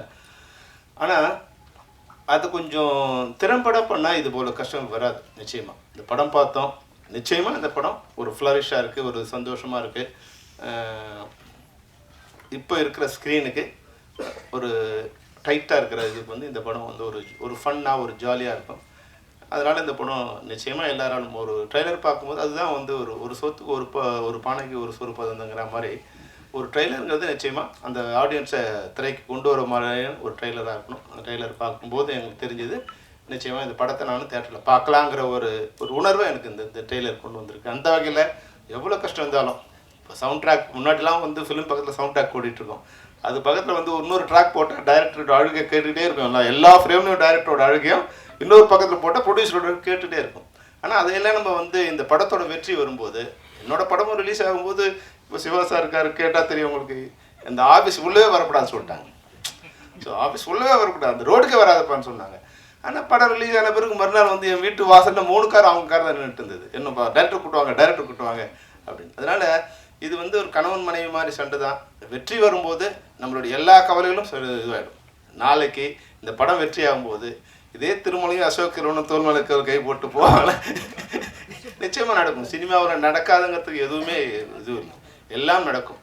ஆனால் நடக்கிறதுக்கு எது காரணமாக இருக்கும்னா வெற்றி ஒன்று தான் காரணமாக இருக்கும். இந்த திரைப்படத்தை பார்க்கும்போது அந்த சூழ்நிலை அமையக்கூடிய வாய்ப்பு இருக்குது. வந்து அடுத்த படம் வந்து வெற்றி அடையும் போது எல்லா கவலைகளையும் மறந்து திருமலையும் அசோக் செல்வனும் இணைந்து ஒரு திரைப்படத்தை இது நிச்சயமாக தயாரிக்கலாம். ஏன்னா எனக்கு திருமலையை ரொம்ப நல்லா தெரியும். ஒரு இமோஷனல் ஒரு கை, எல்லாத்துக்கும் ஏதோ நல்லது பண்ணணும்னு நினச்சிட்டு ஏதோ ஒரு முயற்சி பண்ணிகிட்டே இருப்பார்.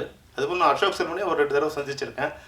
பேசும்போது ரொம்ப இனிமையாக, ரொம்ப அன்பாக, ரொம்ப நாகரிகமாக, ரொம்ப பண்போடு தான் பேசினார். ஒரு வகையில் என்ன இதுக்கு எந்த பிரச்சனையும் தெரியாது. எதுவாக இருந்தாலும் 1000 கஷ்டங்கள் இந்த திரைப்படத்தில் இருந்தாலும் திருமலை சொன்னதில் ஒரு பாயிண்ட் இருக்குது. அந்த படம் ரிலீஸ் ஆகும்போது எல்லாரும் சேர்ந்து அந்த படத்தை வந்து ப்ரொமோட் பண்ணணுங்கிறத வந்து ஒரு விதியாக வச்சுக்கணும். ஏன்னா இந்த ஒரு படம் வந்து வெற்றி அடைந்தால் அதில் யாருக்கு முதல் லாபம்னா அதில் நடித்த நடிகர் நடிகை 2 பேருக்கும் அவங்க தான் 80% ஆஃப் லாபத்தை எடுத்துகிட்டு போயிருப்பாங்க. லாபங்கிறது வந்து நான் மானிட்டரி வைஸை சொல்ல, அது வந்து ஃபேம் வைஸாக அதன் மூலம் அடுத்த படத்தில் கிடைக்க போகிற லாபம் வைஸாக 80% அவங்க எடுத்துகிட்டு போகிறாங்க.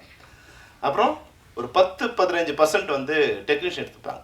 பட் இன்றைக்கி இருக்கிற பாலாஜி வந்து இந்த படம் ஓடிச்சுன்னா நாளைக்கு அவரோட லெவல் வேறுவாக இருக்கும். ஆனால் இந்த படம் ஓடினாலும் திருமலையோட லெவல் அதே லெவல் தான் இருக்கும், தயாரிப்பாளர் லெவல் அப்படியே தான் இருக்கும். அவர் வந்து இந்த கடன்கள்லேருந்து விடுபடலாம். இப்போ மகேந்திர கொடுத்த ஃபைனான்ஸும் சுதாகர் கொடுத்த ஃபைனான்ஸ் இதெல்லாம் வந்து சரி பண்ணலாமே தவிர அடுத்து அவர் வந்து வெளியே வர்றதுக்கு கஷ்டம். அப்போது ஒரு 5% 10% தயாரிப்பாளர் தான் உயிரை கொடுத்து இந்த படத்தை ப்ரொமோட் பண்ணணும், வெளியே வரணும்னு நினைக்கும் போது இதில் 90% மேலே லாபம் அடைய போகிற நடிகர் டெக்னீஷியன்ஸு நிச்சயமாக இந்த படத்தை ப்ரொமோட் பண்ணணும். இன்னொரு விஷயம், இது பொது மேடையில் சொல்ல வேண்டிய விஷயம் இல்லைன்னா கூட இந்த பல விஷயங்களே வந்து இது போலீஸ்காரன் வந்து ஐயோ திருட்டு நடக்குதுன்னு வந்து ரோட்டில் கத்தினா எப்படி தவறோ, அது மாதிரி தயாரிப்பாளர் சங்கத்தில் வந்து ஒரு ஈசி மெம்பராக இருக்கிற திருமலை வந்து இங்கே வந்து பேசுறது வந்து தேவையில்லாத ஒன்று. அவரோட சங்கத்தில் உட்காந்து இவ்வளோ கஷ்டம் இருக்குது, இதெல்லாம் பண்ணணுமே நீங்கள் முதல்ல அங்கே தான் பேசணும். அதனால் இப்போ தயாரிப்பாளர் சங்கங்களோட செக்ரட்டரிகள் இங்கே இருக்காங்க. நாங்கள் வந்து அவங்களுக்கு வந்து ஒரு கண்ட்ரோல் அவங்ககிட்ட கொடுத்தோம். நாங்கள் என்னென்னா இப்போ கூட அதை ஒரு இது புரிஞ்சிக்கல.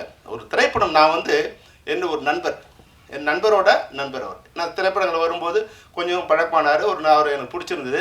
அவர் வந்து ஒரு நாள் என்கிட்ட வந்து சார் ஒரு 50,000 பணம் வேணும் சார். என்னன்னு கேட்டேன். ஒரு பெட்டி கடை வைக்க போகிறோம் சார் அப்படின்னு. சரி ஓகே, அவர் எனக்கு பிடிச்சிருந்தது, நான் தரேன்னு சொன்னேன். நான் நாளைக்கு வந்து வாங்கிக்கணும். இல்லை சார் நான் ஒரு 3 months கழிச்சு வந்து வாங்கிக்கிறேன் அப்படின்னார். அப்போது அவர் சென்னையில் வந்து ஒரு 20-30 இடங்களில் வந்து அலைஞ்சி எங்கே கடை இருக்குது, எங்கே கடை வச்சா நல்லாயிருக்கும், எங்கே வாடகை கிடைக்கும், அதோட கன்சியூமர் எங்கே இருக்காங்க, இதையெல்லாம் இப்போ ஒரு 3 மாதம் தின்னுட்டு அப்புறம் வந்தார். அண்ணன் இந்த இடத்துல கடை வைக்கலான் இருக்கேன், வாடகை கொடுக்க போகிறேன், எல்லாத்தையும் செட் பண்ணிவிட்டு என்கிட்ட வந்து பணம் வாங்கினார். நான் அது வந்து அவருக்கு வந்து இனமாக தான் கொடுக்கணும்னு நினச்சேன். ஆனால் அவர் வந்து ஒரு 6-7 மாதத்தில் அந்த பணத்தை எனக்கு திருப்பி கொடுத்துட்டார்.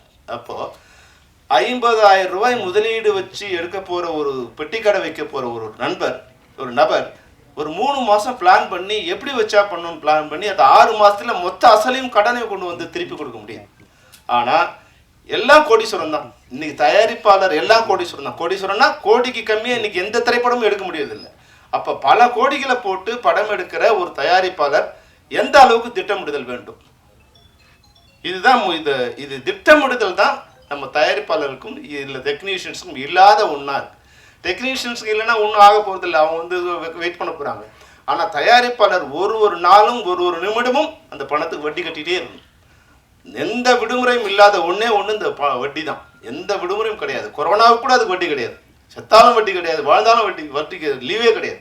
அப்போ அவங்க வந்து இதை பிளான் பண்ணிடணும். அப்போ நாங்கள் தயாரிப்பாளர் சங்கத்துக்கு ஒரு வேண்டுகோள், ஒரு வழிமுறை சொன்னோம். ஐயா, உங்ககிட்ட தயாரிப்பாளர் வராங்களா, எல்லாத்தையும் செக் பண்ணி யார் ஆர்டிஸ்ட்டு, யார் டைரக்டரு, எப்போ ஷெட்யூல் போகிறாங்க, ஷெட்யூல் டேட் வாங்கிட்டாங்களா, டைரக்டர் டேட் இருக்கா, ப்ரொடியூசர் சாரி ஆர்டிஸ்ட் டேட் இருக்கா, டெக்னீஷியன் டேட்ஸ் இருக்கா, இதெல்லாம் கன்ஃபார்மா எல்லா அக்ரிமெண்ட்டை வாங்கிங்க. ஏன்னா முன்னாடி பணம் திரைப்படங்களோட இது வந்து லட்சங்கள் இருந்தது, ஆயிரங்கள் இருந்தது. இன்றைக்கி கோடிகள் இருக்கும்போது நாணயம் வந்து கம்மியாயிடுச்சு. முன்னாடி ஒருத்தர் கூட பணம் வாங்கினா எஸ் நான் வாங்கினேன் சார் அப்படின்னு தான் சொல்லுவேன். எல்லாமே எழுத்தில் தான், எழுதலாமே எழுத்தில் இருக்காது, வாயில தான் இருக்கும். ஆனால் ஒரே ஒருத்தர் கூட நான் பணம் வாங்கினேன்னு சொன்னதே இல்லை. நான் திரைப்படங்களில் டைரக்டர் இருக்கிற வரைக்கும், தயாரிப்பாளர் இருக்க வரைக்கும். ஆனால் இப்போ வந்து எல்லாமே கோடிகள் ஆயிடுச்சு. நோன்னு சொன்னால் பல கோடிகள் நம்ம சேவ் ஆகலாம். அப்போது அக்ரிமெண்ட் வந்து ரொம்ப மஸ்ட்டு சார் அப்படின்னு சொல்லி நீங்கள் ஒரு தடவை ஒப்பந்தம், எல்லாருக்கும் உண்டான எழுத்துப்பூர்வமான ஒப்பந்தம், இதெல்லாம் சரி பண்ணிவிட்டு நீங்கள் இந்த படம் எல்லாம் சரியாக இருக்குது, நீங்கள் இதை வந்து படப்பிடிப்பு போகலாம் அப்படின்னு நீங்கள் ஒரு அனுமதி கொடுத்த பிறகு நாங்கள் படங்களுக்கு போகிறோம். ஏன்னா நாங்கள் ஒரு கண்ட்ரோலாக வச்சுருக்கோம். திரைப்பட தொழிலாளர்கள் சம்மேளனங்கிறது ஒரு கண்ட்ரோல் ஒரு அமைப்பாக இருக்குது. எந்த ஒரு உறுப்பினரையும் எங்களால் அழைச்சி அவங்க கூட உட்காந்து டிஸ்கஸ் பண்ண முடியும், அவங்க தவறு செய்து அவங்க நடவடிக்கை எடுக்க முடியும். அது மாதிரி ஒரு அனுமதியை ஒரு வழியை அவங்களுக்கு கொடுத்தோம். அவங்க கடிதம் அனுப்புகிறாங்க. இப்போ வந்து சிவா அனுப்புகிறாரு, ராதாகிருஷ்ணன் அனுப்புகிறாரு. ஆனால் ஒன்று இன்னைக்கு திருமலை வர்றாரு, வந்துட்டு நாளைக்கு ஷூட்டிங்கு, இன்றைக்கி வந்து சார் எனக்கு லெட்டர் வேணும் சார், நீங்கள் லெட்டர் கொடுத்தா தான் ஷூட்டிங் வருவாங்க சார். எந்த விதமான சரிபார்ப்பும் இல்லாமல் திருமலை வருத்தப்படுவார். திருமலை அன்னைக்கு வருத்தப்பட்டால் பரவாயில்ல, இன்றைக்கி வருத்தப்படக்கூடாது, இன்றைக்கி திருமலை வருத்தப்படக்கூடாது. அப்போ நீங்கள் அவரை உட்கார வச்சு எல்லாம் சரி பண்ணி இதெல்லாம் இருக்கா. ஒரு இயக்குனர் 30 லட்சத்தில் படம் பண்ணது அண்ணன் படவா கோபி இருக்கார் இல்லையா, 30 லட்சத்தில் படம் பண்ணன்னு சொல்லி தான் அவரை கொண்டு வந்தாங்க. அந்த படம் முடியறதுக்கு 3 கோடி ஆகும்னு ஆரம்பித்த பிறகு தெரியுது. அதாவது அவர் 6 மாதத்தில் நல்ல வேலையாக அவர் அதுலேருந்து வெளியே வந்துட்டார். அதில் ஏதோ போட்ட வரைக்கும் லாபம் அப்படிங்கிற அவர் வந்துட்டதால அவர் வந்து இன்றைக்கி ஒரு நன்றி சொல்கிறார். அப்போது எந்த திட்டமிடுதலும் இல்லை. அப்போ அந்த திட்டமிடுதல் இருந்தால் குறைச்சபட்சம் அந்த 4 கோடி இருக்கா, 4 கோடி உங்களால் ஃபைனான்ஸ் அரேஞ்ச் பண்ண முடியுமா, பண்ணிட்டீங்களா? ஏன்னா இன்றைக்கி ஒரு பைசா கூட யாரும் கடன் கொடுக்க தயாராக இல்லை. இப்படி மகேந்திர சிங் எப்படி கொடுக்குறாரு எனக்கு தெரியாது. இன்றைக்கி வந்து சிறிய படங்களுக்கு ஒரு பைசா கடன் கொடுக்க யாரும் தயாராக இல்லை. அப்போ அந்த ஃபைனான்ஸ் எல்லாம் ரெடி பண்ணிட்டீங்களா, காஸ்ட்லாம் ரெடி பண்ணிட்டீங்க, இதெல்லாம் ரெடியாக இருக்குது. இந்த டேட்டில் ஏன் ஷூட்டிங் நடக்கலை? இப்போ உங்கள்கிட்ட ஒரு செக் ஒரு டைம் கொடுத்துட்டு 6 மாதத்தில் படம் முடிக்கிறோன்னா 30 நாள் உங்களுக்கு ஷூட்டிங் இருக்குன்னா ஏன் 30 நாள் ஷூட்டிங் நடக்கலை? டைரக்டர் சரியில்லையா, இல்லை ஆர்டிஸ்ட் வரலையா அப்படிங்கிறத வந்து செக் பண்ணக்கூடிய அதிகாரமும் அமைப்பு முறையும் தயாரிப்பாளர் சங்கத்துக்கு இருந்ததுன்னா இந்த மாதிரியான புலம்பல்கள் இந்த மேடைகளில் இருக்காது. தயவுசெய்து தயாரிப்பாளர் சங்கங்கள் ஒன்றிணைந்து இந்த வழியை நீங்கள் கொண்டு வந்தீங்கன்னா 100% நீங்கள் கவலைப்பட வேண்டிய அவசியமே இல்லை. நீங்கள் யாருக்கிட்டே போக வேண்டிய அவசியம் இல்லை. அவங்க எவ்வளோ பெரிய ஆளாக இருந்தாலும் உங்களை மீறி இங்கே படம் நடக்காது. இந்த உத்தரவாதத்தை நான் அந்த மேடையிலும் கொடுக்குறேன், அங்கேயும் கொடுத்தேன், எப்பவும் கொடுப்பேன். ஆனால் நீங்கள் அவங்கள பகைச்சக்கூடாதுன்னு நினைக்கிறீங்க. தயாரிப்பாளர்கிட்ட இதெல்லாம் கேட்டால் எப்படி? ஏன் ஒரு அமைப்பு நாங்கள் கேட்குறோம், நாங்கள் ஒரு டெக்னீஷியன் ஷூட்டிங் என்ன எல்லாத்தையும் இன்றைக்கி 23 படத்தோட சங்கங்களோட ஷூட்டிங் எங்கெங்கிறது எனக்கு தெரியும். உட்காந்த இடத்துல என்னால் சொல்ல முடியும். இன்றைக்கி 60 ஷூட்டிங் நடக்குதுன்னா யார் ஷூட்டிங்கில் இருக்காங்க, எங்கெங்கே ஷூட்டிங் நடக்குது என்னால் சொல்ல முடியும். அது கொஞ்சம் கஷ்டம்தான். அதை வந்து ஸ்கீம் பண்ணி ஃபார்ம் பண்ணி கொண்டு போய் சேர்த்துட்டோம். அதுபோல் உங்களுக்கு பணம் வாங்குகிற சம்பளம் வாங்குகிற எங்களாலேயே இதெல்லாம் சொல்ல முடியும்னா பணம் கொடுக்குற உங்களால் ஏன் அதை சொல்ல முடியாது? உங்களால் ஏன் யுனைட்டாக இருக்க முடியாது? பணம் வாங்குகிற வந்து சிண்டிகேட் பண்ணும்போது பணம் கொடுக்குற நீங்கள் ஏன் சிண்டிகேட் பண்ண முடியாது? நீங்கள் ஒரு சிண்டிகேட் பண்ணி ஒரு ஒழுங்குமுறை இது பண்ணிட்டீங்கன்னா இந்த தமிழ் சினிமா 60லேருந்து 80% நிச்சயமாக மாறுபடும்.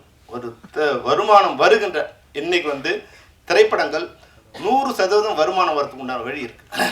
ஆனால் வருமானம் வர வழியெல்லாம் அடைச்சிட்டு கடன் வர வழி மட்டும்தான் நீ தயாரிப்பாளர் இருக்குது. வருமானம் வருதுன்னா அது வேற யாருக்கோ போயிடுது. அந்த சேனல்லாம் வேற இடத்துக்கு போயிடுது. கியூபா அது வேற இடம், அவுடோரிட்டா வேற இடம், மேக் மை ட்ரிப்பா வேற இடம். நீங்கள் 30 லட்சம் டிக்கெட் இதுவாகுதுன்னா ஒரு டிக்கெட்டுக்கு 10 ரூபானா 3 கோடி ரூபாய் இன்னைக்கு வந்து ஒரு நாளைக்கு வருமானம். படம் ஓடுதோ லாபமோ நஷ்டமோ 3 கோடி ரூபா ஒருத்தர் வந்துட்டே இருக்கு. ஆனால் அந்த வருமானம் யாருக்கு போகுதுன்னா யாருக்கும் போகுது. இன்னைக்கு வந்து 1000 சினிமா தேட்டரில் வந்து 4 ஷோ போயிட்டே இருக்கு, 4000 ஷோ நடந்துகிட்டே இருக்குன்னா இதுக்கான கியூப் சார்ஜும் கட்டிகிட்டே இருக்கும். இது வருமானம், இதுல நஷ்டமே இல்லை. இது திரைப்படத்துறையில் இருக்கு. யாருக்கா தயாரிப்பாளருக்கு யாருக்கா வருதானா வருமானம் வர்றதே கிடையாது.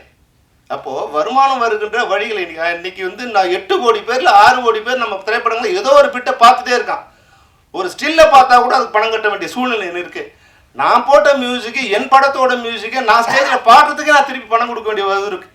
1 லட்ச ரூபா பணம் கொடுத்து வாங்கின என்னோட பாட்டை நான் இன்னைக்கு இப்போ ஸ்டேஜில் போனோன்னா அவனுக்கு 3 லட்ச ரூபா ஒரு பாட்டுக்கு ஒரு தடவைக்கு நான் பணம் கொடுக்க வேண்டிய அவலம் இன்னைக்கு இருக்கு.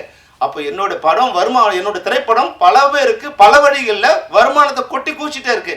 ஆனால் படம் எடுத்த தயாரிப்பாளருக்கு அந்த வருமானம் வருவதில்லை.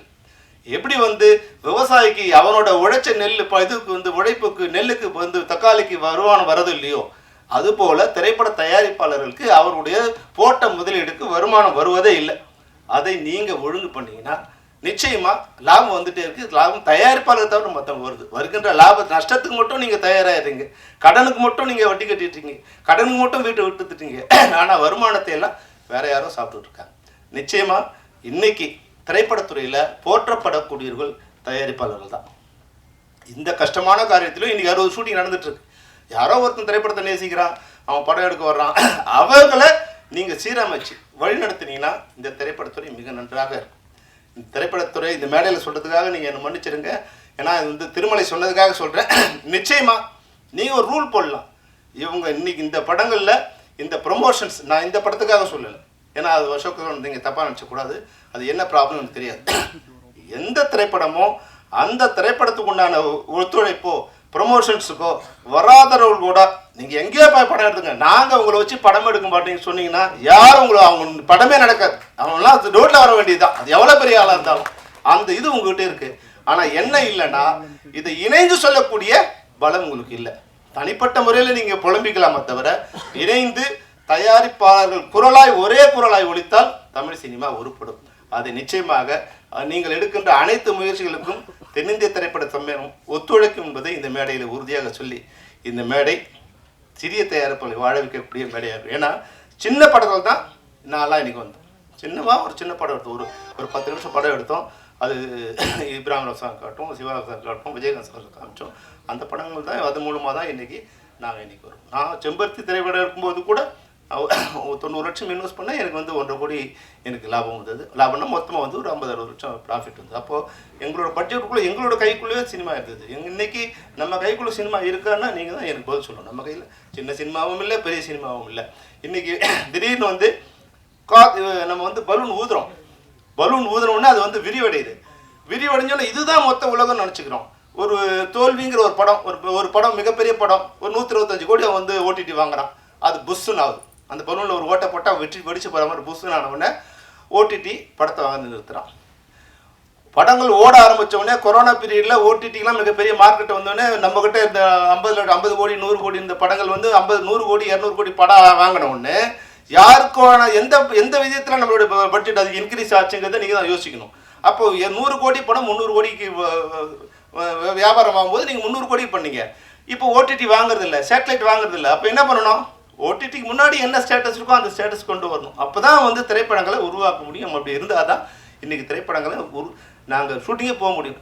இன்றைக்கி நீங்கள் என்ன வேணாலும் நினச்சிங்க, 6 மணிக்கு மேலே அந்த ப்ரொடியூசர்கிட்ட சம்பளம் வாங்கும்போது எவ்வளோ கஷ்டமாக இருக்குன்னா அவ்வளோ கஷ்டமாக இருக்கும். கண்ணீர் விட்டு தான் அந்த தயாரிப்பாளர்கிட்ட பணம் வாங்க வேண்டியது. அவங்களால கொடுக்க முடியல, எங்களால் வாங்க முடியல. இந்த சிரமமான ஏன்னா தயாரிப்பாளர் நல்லா இருந்தால் தான் தொழிலாளர் நல்லா இருக்க முடியும். அப்போ தயாரிப்பு துறை நல்லா இருந்தால் தான் இன்றைக்கி எல்லாருமே நல்லா இருக்க முடியும். அப்போ நான் பேசுவது தயாரிப்பாளர் நல்லா இருக்கணுமோ, இல்லை டெக்னீஷியன் நல்லா இருக்கணுமோ, ஆர்டிஸ்ட் நல்லா இருக்கணுங்கிற எந்த இதுவும் இல்லை. இந்த தமிழ் சினிமாங்கிற ஒரு வீடு அழகாக இருந்தால் இங்கே எல்லாரும் நடிகர்களும் இந்த வீட்டில் குடியிருக்கலாம், தயாரிப்பாளரும் இந்த வீட்டில் குடியிருக்கலாம், தொழில்நுட்ப கலைஞர்களும் தொழிலாளர்களும் வீட்டில் குடியிருக்கலாம். அந்த வீடே இடிஞ்சு போச்சுன்னா எல்லாரும் ரோடுக்கு வர வேண்டியது தான். அதனால் தயவுசெய்து நீங்கள் எடுக்கின்ற அனைத்து முயற்சிகளுக்கும் தென்னிந்திய சம்மேளனம் ஒத்துழைக்கும் என்று கூறி திருமலைக்கும் அதனுடைய டீம் அனைவருக்கும் என்னுடைய வாழ்த்து கூறி விடைபெறுகிறேன். நன்றி, வணக்கம். அனைவருக்கும் இனிய காலை வணக்கம். ஒவ்வொரு வெள்ளிக்கிழமையும் படம் என்னாதமோ ஏதாமோன்னு ஒரு டென்ஷன்லேயே இருந்தது. இந்த வெள்ளிக்கிழமை நல்லா வந்திருக்கு. ராயன் ஒரு வியாபார ரீதியாக மகரும் வெற்றியை பெற்றிருக்குது. ஒரு மகிழ்ச்சியான சூழ்நிலை தான் இன்று தமிழ் சினிமாவுக்கு. இங்கிருந்து அனைவர் சார்பாகவும் இந்த டீம் ராயனுக்கு என்னுடைய வாழ்த்துக்களை தெரிவிச்சுக்கிறோம். இதுபோக வர வாரம் நிறையா படங்கள் ஜெயிச்சிட்டே வந்தால் இன்றைக்கி பேசுகிற இந்த டிப்ரெஸ்டு டாக்ஸ் எல்லாம் குறைஞ்சி போயிடும். நிறைய வெற்றிகள் வரணும், அது மட்டும்தான் நோக்கம். அந்த வகையில் எமக்கு தொழில் ரொமான்ஸ் வியாபார ரீதியாக வெற்றி படமாக அமையணுன்றது என்னுடைய வேண்டுதல், வாழ்த்துக்கள். இந்த விழாவினுடைய முக்கியமாக இங்கே வந்து அத்தனை பேருமே வந்த ஒரே காரணம் திருமலை என்ற ஒரே காரணம். நம்ம திருமலை வந்து ஒரு அற்புதமான சினிமாவின் காதலன்.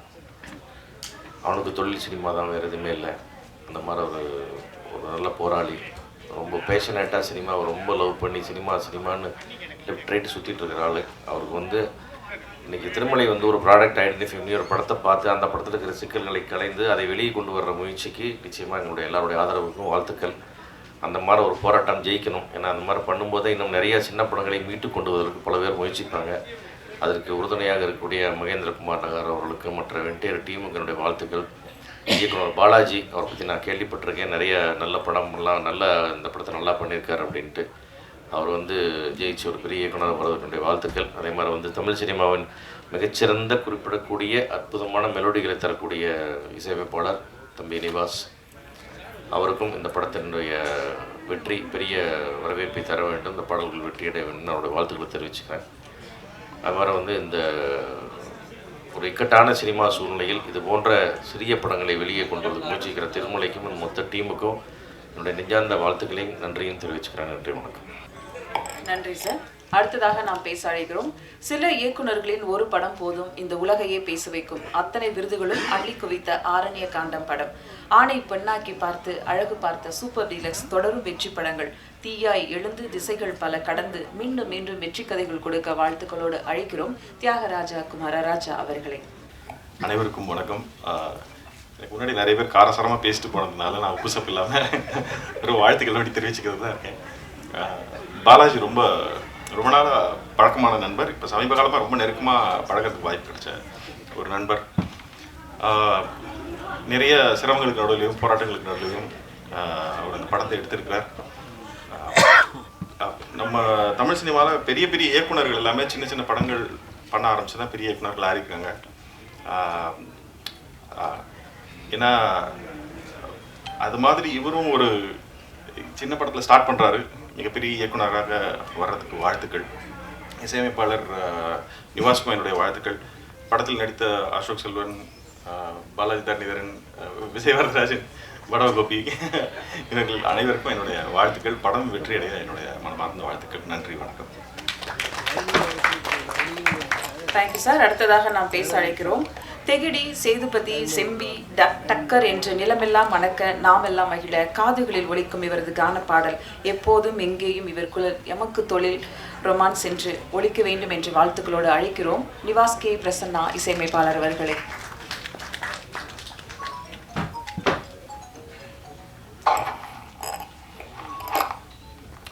எல்லோருக்கும் வணக்கம். வந்திருக்கும் பத்திரிகையாளர் நண்பர்களுக்கும், distinguished guests on stage, எல்லோருக்கும் வணக்கம். எமக்கு தொழில் ரொமான்ஸ் பல போராட்டங்களுக்கு அப்புறம் வந்து இப்போது this film has found its light அப்படின்னு சொல்ல முடியும். நம்ம வந்து நான் நிறையா டைரக்டர்ஸோட ஒர்க் பண்ணியிருக்கேன். வெரி ஃபியூ டைரக்டர்ஸ் நீங்கள் வந்து you come across them, you find them very sensible.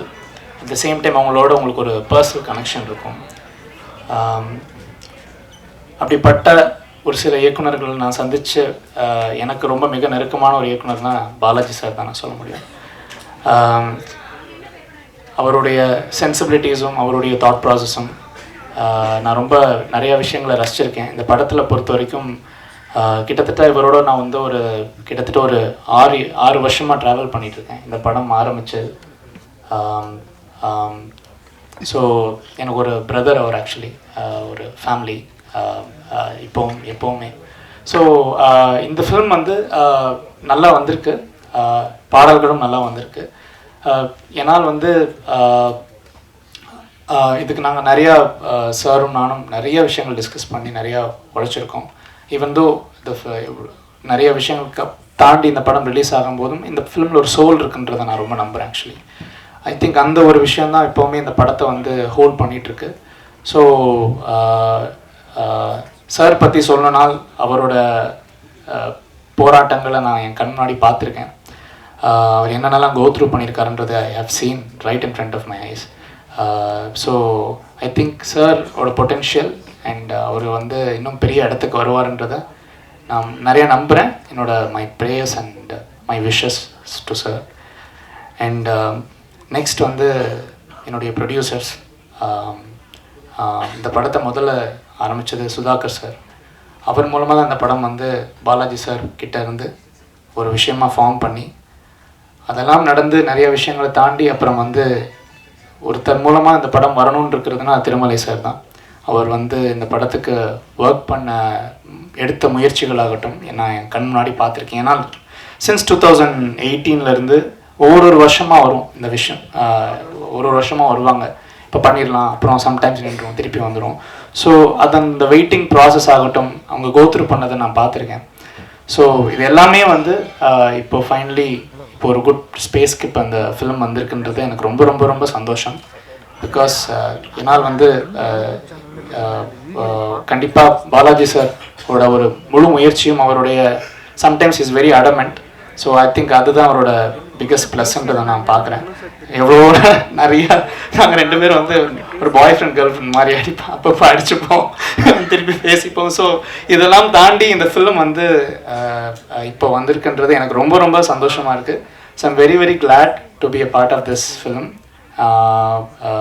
And I really thank my technicians, my singers, my sound engineers, my whole team and producers, Ashok, my friend, Avantika and everybody. This film has come out very well. நான் பார்த்துருக்கேன், நான் enjoy பண்ணியிருக்கேன் நிறைய scenes. I think சரியான நேரத்தில் இந்த film will find its own டெஸ்டினின்றதை நான் வந்து பிலீவ் பண்ணுறேன்.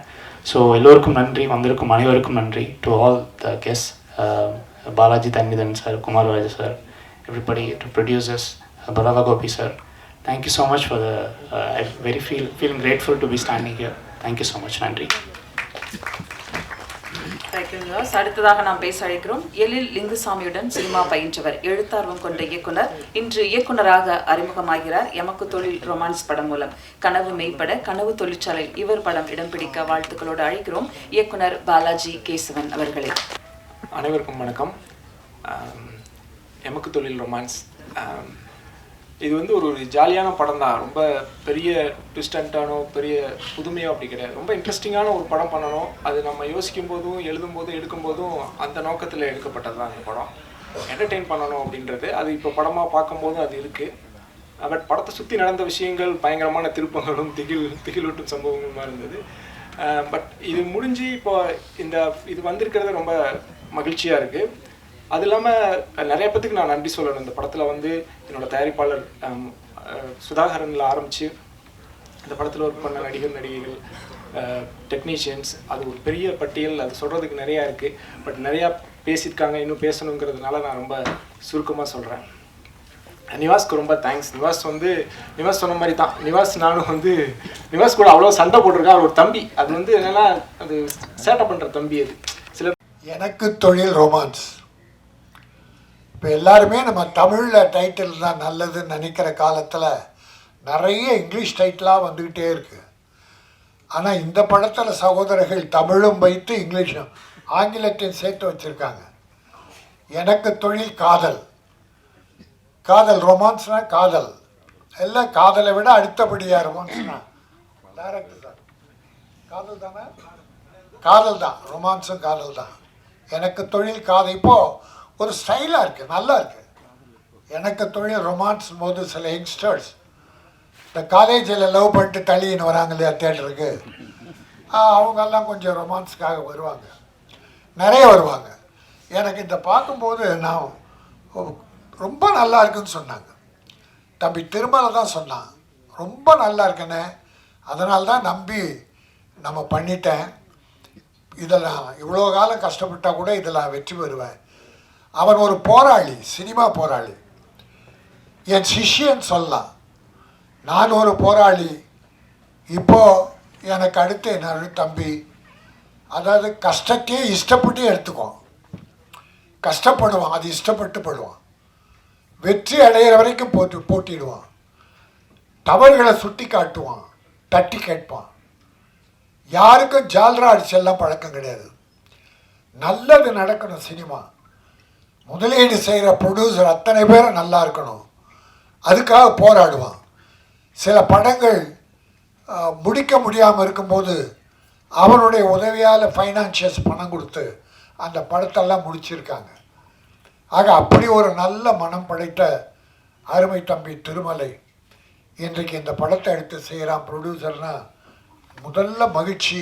பல பேர் அடைந்தாலும் நான் மிகப்பெரிய மகிழ்ச்சி அடைகிறேன். அவன் வெற்றி பெறுவான். இந்த இயக்குனர் தம்பி பாலாஜி ரொம்ப எளிமையாக இருக்கார். இந்த எளிமையே உங்களை வரவேற்கும், வாழ்த்தும். காதலிக்க நேரமில்லைன்னு ஒரு படம், அற்புதமான படம், காதல் கலந்த காமெடி படம். அப்படி ஒரு படமாக இது அமையும், மக்கள் ஏற்றுக்கொள்வார்கள். தம்பி திருமலை தன்னுடைய ஆதங்கத்தை வெளிப்படுத்தினான், வருத்தத்தை வெளிப்படுத்தினான். இந்த ப்ரொமோஷனுக்கு கூட ஹீரோ வரல, ஹீரோயினி வரல, வரணும். செல்வமணி சில விஷயங்கள்லாம் சொன்னார். இந்த திட்டம்லாம் நாங்கள் போடுறோம் சார், இதெல்லாம் போடுறோம் சார், படம் எடுக்கும்போது எல்லாம் போடாமல் எடுப்போமா? ஆனால் அதை பிரேக் பண்ணுறவன் ஹீரோ, ஹீரோயினி, மற்ற சிலர் எல்லாத்தையும் பிரேக் பண்ணிடுவாங்க. டப்பிங் பேசுறதுக்கு முன்னால் பணம் வேணும்னா உனக்கு ஏதாவது அசிங்கமாக இல்லை, உன் மேலே உனக்கு நம்பிக்கை இல்லை, பணம் வியாபாரம் ஆகலை, உன்னை வச்சு நாங்கள் படம் எடுக்கிறோம், வட்டிக்கு வாங்குகிறோம், கஷ்டப்படுறோம். இப்போ பாருங்கள் 4 வருஷம் 5 வருஷம் படம், இந்த படம் முடியும்னா அப்போ என்ன கஷ்டம் இருக்கணும்? பொருளாதார கஷ்டம்தான் இருக்கணும். அதை கடைசியாக மகேந்திர குமார்ஜி உதவியால் தம்பி திருமலை ஏற்பாடு பண்ணி இந்த படத்தை முடிச்சிருக்கான். அப்போ ஹீரோவா நீ கொண்டாந்த பணத்தை கொடுத்த, என் முதல் படம் கதாநாயகன், இந்த படம் எப்படி வரணும், இந்தாங்க இந்த பணத்தை வச்சு படம் பண்ணுங்கன்னு சரத்குமார் பண்ணியிருக்கார். அப்படி ஜெய்சங்கர்னு ஒரு ஹீரோ, அவர் எத்தனை ப்ரொடியூசர் வாழ வச்சிருக்கார். ரிலீஸுக்கெல்லாம் அவங்க உதவி பண்ணுவாங்க. பட் ஒரு ப்ரொமோஷனுக்கே வரலன்னா ப்ரொடியூசர்ஸ்ன்னு அவ்வளோ பெரிய அடிமைகளா? உனக்கு என்ன அவ்வளோ பிஸி ஆகிட்ட? எல்லாருக்கும் சொல்கிறேன், தலை கனம் மட்டும் இருக்கக்கூடாது.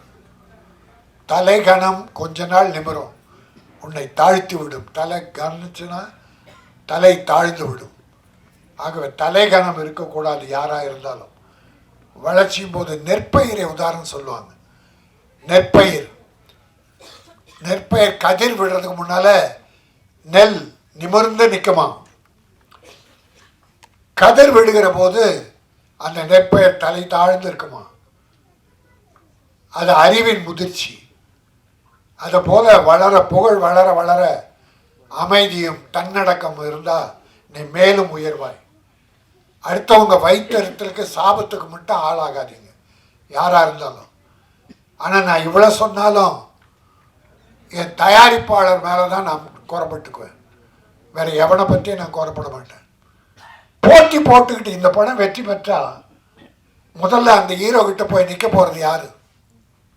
இப்போ எழில் மரங்கொத்தி பறவைன்னு ஒரு படம் எடுத்தார், டைரக்ட் பண்ணார், சூப்பர் ஹிட் படம். ஒரு சிவகார்த்திகேயன் ஒரு ஹீரோ உருவானார். இப்போ எழில்கிட்ட எவ்வளோ பேர் வராங்க. அவர் படம் பண்ணிக்கிட்டு இருக்கார், ஒரு அமைதியான அற்புதமான இயக்குனர். ஆனால் இன்னைக்கு சிவகார்த்திகேயன் பெரிய லெவல், நல்லா இருக்கட்டும், நல்லா இருக்கு, தப்பே சொல்லலை. பட் உன்னை தூக்கி விட்டவர்களே, ஒரு டைரக்டர் இல்லைன்னா ஹீரோ இல்லை சார், ஹீரோயின் இல்லை சார். டைரக்டர் அத்தனையும் தன் மூளையில் வச்சுக்கிட்டு எந்த அளவு சிரிக்கணும், எந்த அளவு கோவப்படணும் என்பதெல்லாம் அவர் சொல்கிறதான் அந்த ஹீரோ செய்யணும். அளவுக்கு மீறி டைரக்டர் மாரி பண்ண முடியாது. அப்போது ஒரு ஹீரோயினை உருவாக்குவது டைரக்டர். அந்த டைரக்டருக்கு மரியாதை நீ என்ன வாழ போற? அது மட்டும் இல்லை, என் ப்ரொடியூசர் மேலனா ஒரு ஹீரோயினி ஹிந்தியில் தேடி கொண்டாந்து போடுறாங்க சார், தமிழில் கிடைக்கலன்னு. அந்த ஹீரோயினி கால் ஷீட்டு கொடுக்கறதே கஷ்டம். கொடுத்தா பாம்பேயிலேருந்து வரணும், பாம்பேயில் ஃப்ளைட்டை வீட்டில் இருந்து ஏரோட்ரம் வர வரைக்கும் அந்த பவுன்சர் அங்கே 4 பவுன்சர் இந்தியில் பாம்பேயில் வீட்டில் இருந்து அவங்க ஏர்போர்ட் வர்ற வரைக்கும் 4 பவுன்சர். ஏர்போர்ட் ஏறின உடனே சென்னையில் 4 பவுன்சர் கொண்டாந்து விடணும். என்ன அவ்வளோ பெரிய தீவிரவாதியா நீ? ஹீரோக்கள் இத்தனை ஹீரோக்களும் பவுன்சர்ஸ் வச்சுக்கிறாங்க. சில டைரக்டர்கள் அவங்களுக்கு பவுன்சர்ஸ் அவ்வளோ கேடு கட்டோன்னா பயங்கரவாதியா? உன்னை கொலை பண்ணுறதுக்கு ஆளுங்க சுற்றிக்கிட்டா இருக்கு. எதுக்கு பவுன்சர்ஸை குறை சொல்ல? பவுன்சர்ஸுக்கு வேஷம் கொடுங்க, வேலை கொடுங்க, அந்த தம்பிகள் நல்லா இருக்கட்டும். ஆனால் கேரவான்லேருந்து ஹீரோ போவாராம், 6 பவுன்சர் கூடவே போவாங்களாம். ஷூட்டிங் ஒரு 100 மீட்டரில் நடக்கும். அந்த 100 மீட்டர் வரைக்கும் ஹீரோ விட்டுட்டு அங்கேயே உட்காந்துட்ருக்கணும். பிறகு அந்த பவுன்சர் ஹீரோ ஷார்ட் முடிஞ்சு கேரவன் வருவார், அந்த பவுன்சர்ஸ் வந்து கேரவனில் உட்கார வைக்கணும். என்னங்கடா இது அக்கிரமமாக இருக்குது. அவ்வளோ பெரிய தீவிரவாதிகளாக நீங்கள் உங்களை சொல்கிறதுக்கு ஆள் தேடிக்கிட்டு இருக்காங்க. ஆக ரொம்ப வேதனையான விஷயம். இதை செய்வது யார்? நம்மளோட ப்ரொடியூசர். நான் அவங்கள குறை சொல்ல மாட்டேன், எனக்கு வேணாம் அந்த ஹீரோ வேணாம் என்று சொல்ல தைரியம் இல்லையே. அவங்களால எத்தனை கோடி சம்பாதிக்க போகிறீங்க? படுற வேதனை அவ்வளோ பெரிய வேதனை. ஆகவே சில கஷ்டங்கள் ப்ரொடியூசர்ஸுக்கு பலர் செயற்கையாக கொடுக்குறாங்க. இதற்கு தயாரிப்பாளர் சங்கம்தான் ஒரு முடிவை எடுக்கணும். திருமலை இங்கே கத்தி பிரயோஜனம் கிடையாது. தயாரிப்பாளர் சங்கம் ஒற்றுமையாக இருக்கணும். ஆந்திரா பிரமாதமாக இருக்குது. ஆந்திரா ப்ரொடியூசர் கவுன்சிலை மீறி யாராலும் ஒன்றும் பண்ண முடியாது. கேரளா பவர்ஃபுல் ப்ரொடியூசர் கவுன்சில் சொல்கிறதா நடக்கும். கர்நாடகாவும் அப்படி தான். நான் ஒரே ஒரு உதாரணம் சொல்லி முடிக்கிறேன். ஆந்திராவில் ஒரு வில்லனுக்கும் ஒரு ஹீரோயினுக்கும் ரெட்டு போட்டாங்க. ஒரு ப்ரொடியூசருக்கு டேட்டு கொடுத்து அந்த படத்தில் ஆக்ட் பண்ணாமல் அவரை விட்டுட்டு இன்னொரு படம் பெரிய ப்ரொடியூசர் டைரக்டர் படத்துக்கு போயிட்டாங்க. அந்த ப்ரொடியூசர் கம்ப்ளைண்ட் பண்ணார், என் படத்துக்கு தேதி கொடுத்துட்டு அந்த வில்லனும் ஹீரோயினையும் வரல. ப்ரொடியூசர் கவுன்சில் அவங்கள ரெட்டு போட்டுச்சு ஆந்திராவில். 1 மாதம் படம் நடிக்கலை, யாருமே கூப்பிடல. பிறகு 5 ரூபா 5 லட்சம் ஃபைன் பண்ணி அந்த வில்லனும் ஹீரோயினும் பணம் கட்டின பிறகு ரிலீஸ் பண்ணாங்க, நடிக்க ஆரம்பித்தாங்க. யாரும் இல்லை, பிரகாஷ் ராஜ் என்கிற வில்லன், சிம்ரன் என்கிற ஹீரோயின். அப்போ அந்த பவர் எங்கே போச்சு உங்களுக்கு? நம்முடைய வேலை செய்பவர்கள் அவங்கக்கிட்ட நம்ம அடிமையாக இருக்க முடியாது. அந்த கட்ஸ் நம்ம ப்ரொடியூசருக்கு வேணும். அந்த கட்ஸை கொடுக்க வேண்டியது ப்ரொடியூசர் கவுன்சில். இப்போ செல்லுமணி சொன்ன மாதிரி சரியாக வரலையா, பெப்சி கிட்ட சொல்லி ஒத்துழைமை கொண்டு வாங்க. ஒரு ஹீரோ போடாத, கிட்ட போகாத, எந்த ப்ரொடியூசர் போகாத. 3 மாதம் முகம் வளர்ச்சி ஆகட்டும், மேக்கப் போடாமல் இருக்கட்டும், அப்புறம் அழ போகிறாங்க பாரு, வந்து வேஷம் கேட்பாங்க. ஆக எந்த முறையில் தனிப்பட்ட முறையில் நான் யாரும் சொல்லலை. என் ப்ரொடியூசரை வேதனைப்படுத்திய எந்த ஹீரோ ஆனாலும் அவரை நான் வன்மையாக கண்டிக்கிறேன்.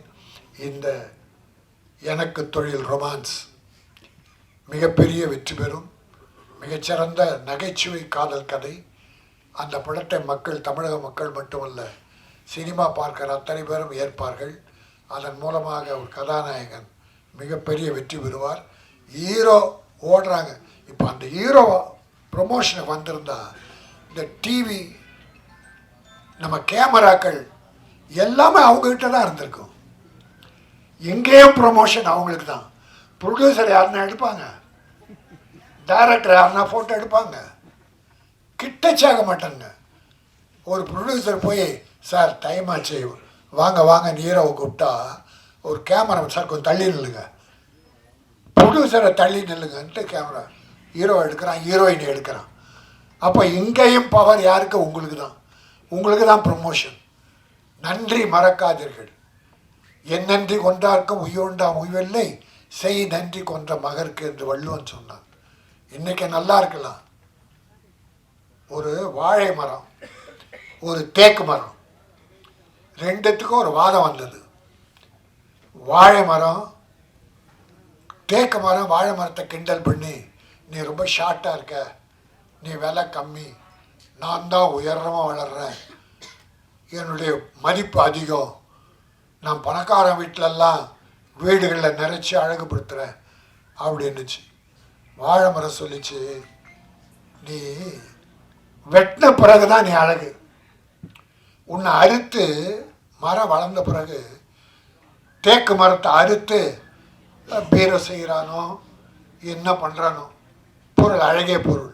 ஆனால் வாழை மரம் வாழுகிற காலத்திலே, வளருகிற காலத்திலே வாழைக்காயாக, வாழைப்பழமாக, வாழை இழையாக, தண்டாக, நாராக அத்தனை பொருளையும் வாழுகிற காலத்திலே மக்களுக்கு கொடுப்பது அதுதான் சிறந்தது. அது மட்டுமல்ல, அது காலம் முடியும் போது 4 வாழை கன்றுகளை விட்டு விட்டு செல்லும். நம் மக்களுக்காக 4 வாழை கன்றுகளை விட்டு விட்டு அது அழியும். அதை கல்யாண வீட்டில் மாட்டி வைப்பாங்க, கல்யாண அலைங்களுக்கு. அப்படி வாழுகிற காலத்தில் அடுத்தவர்களுக்கு உதவியாக இருக்க வேண்டும். நீ வளர்ந்துபட்டு யாருக்கும் உபயோகமாக இருந்து புரோஜனில் மனிதனே கிடையாது. ஆகவே இந்த எனக்கு தொழில் ரொமான்ஸ் மிகப்பெரிய வெற்றி பெற வாழ்த்துகிறேன். நன்றி, வணக்கம்.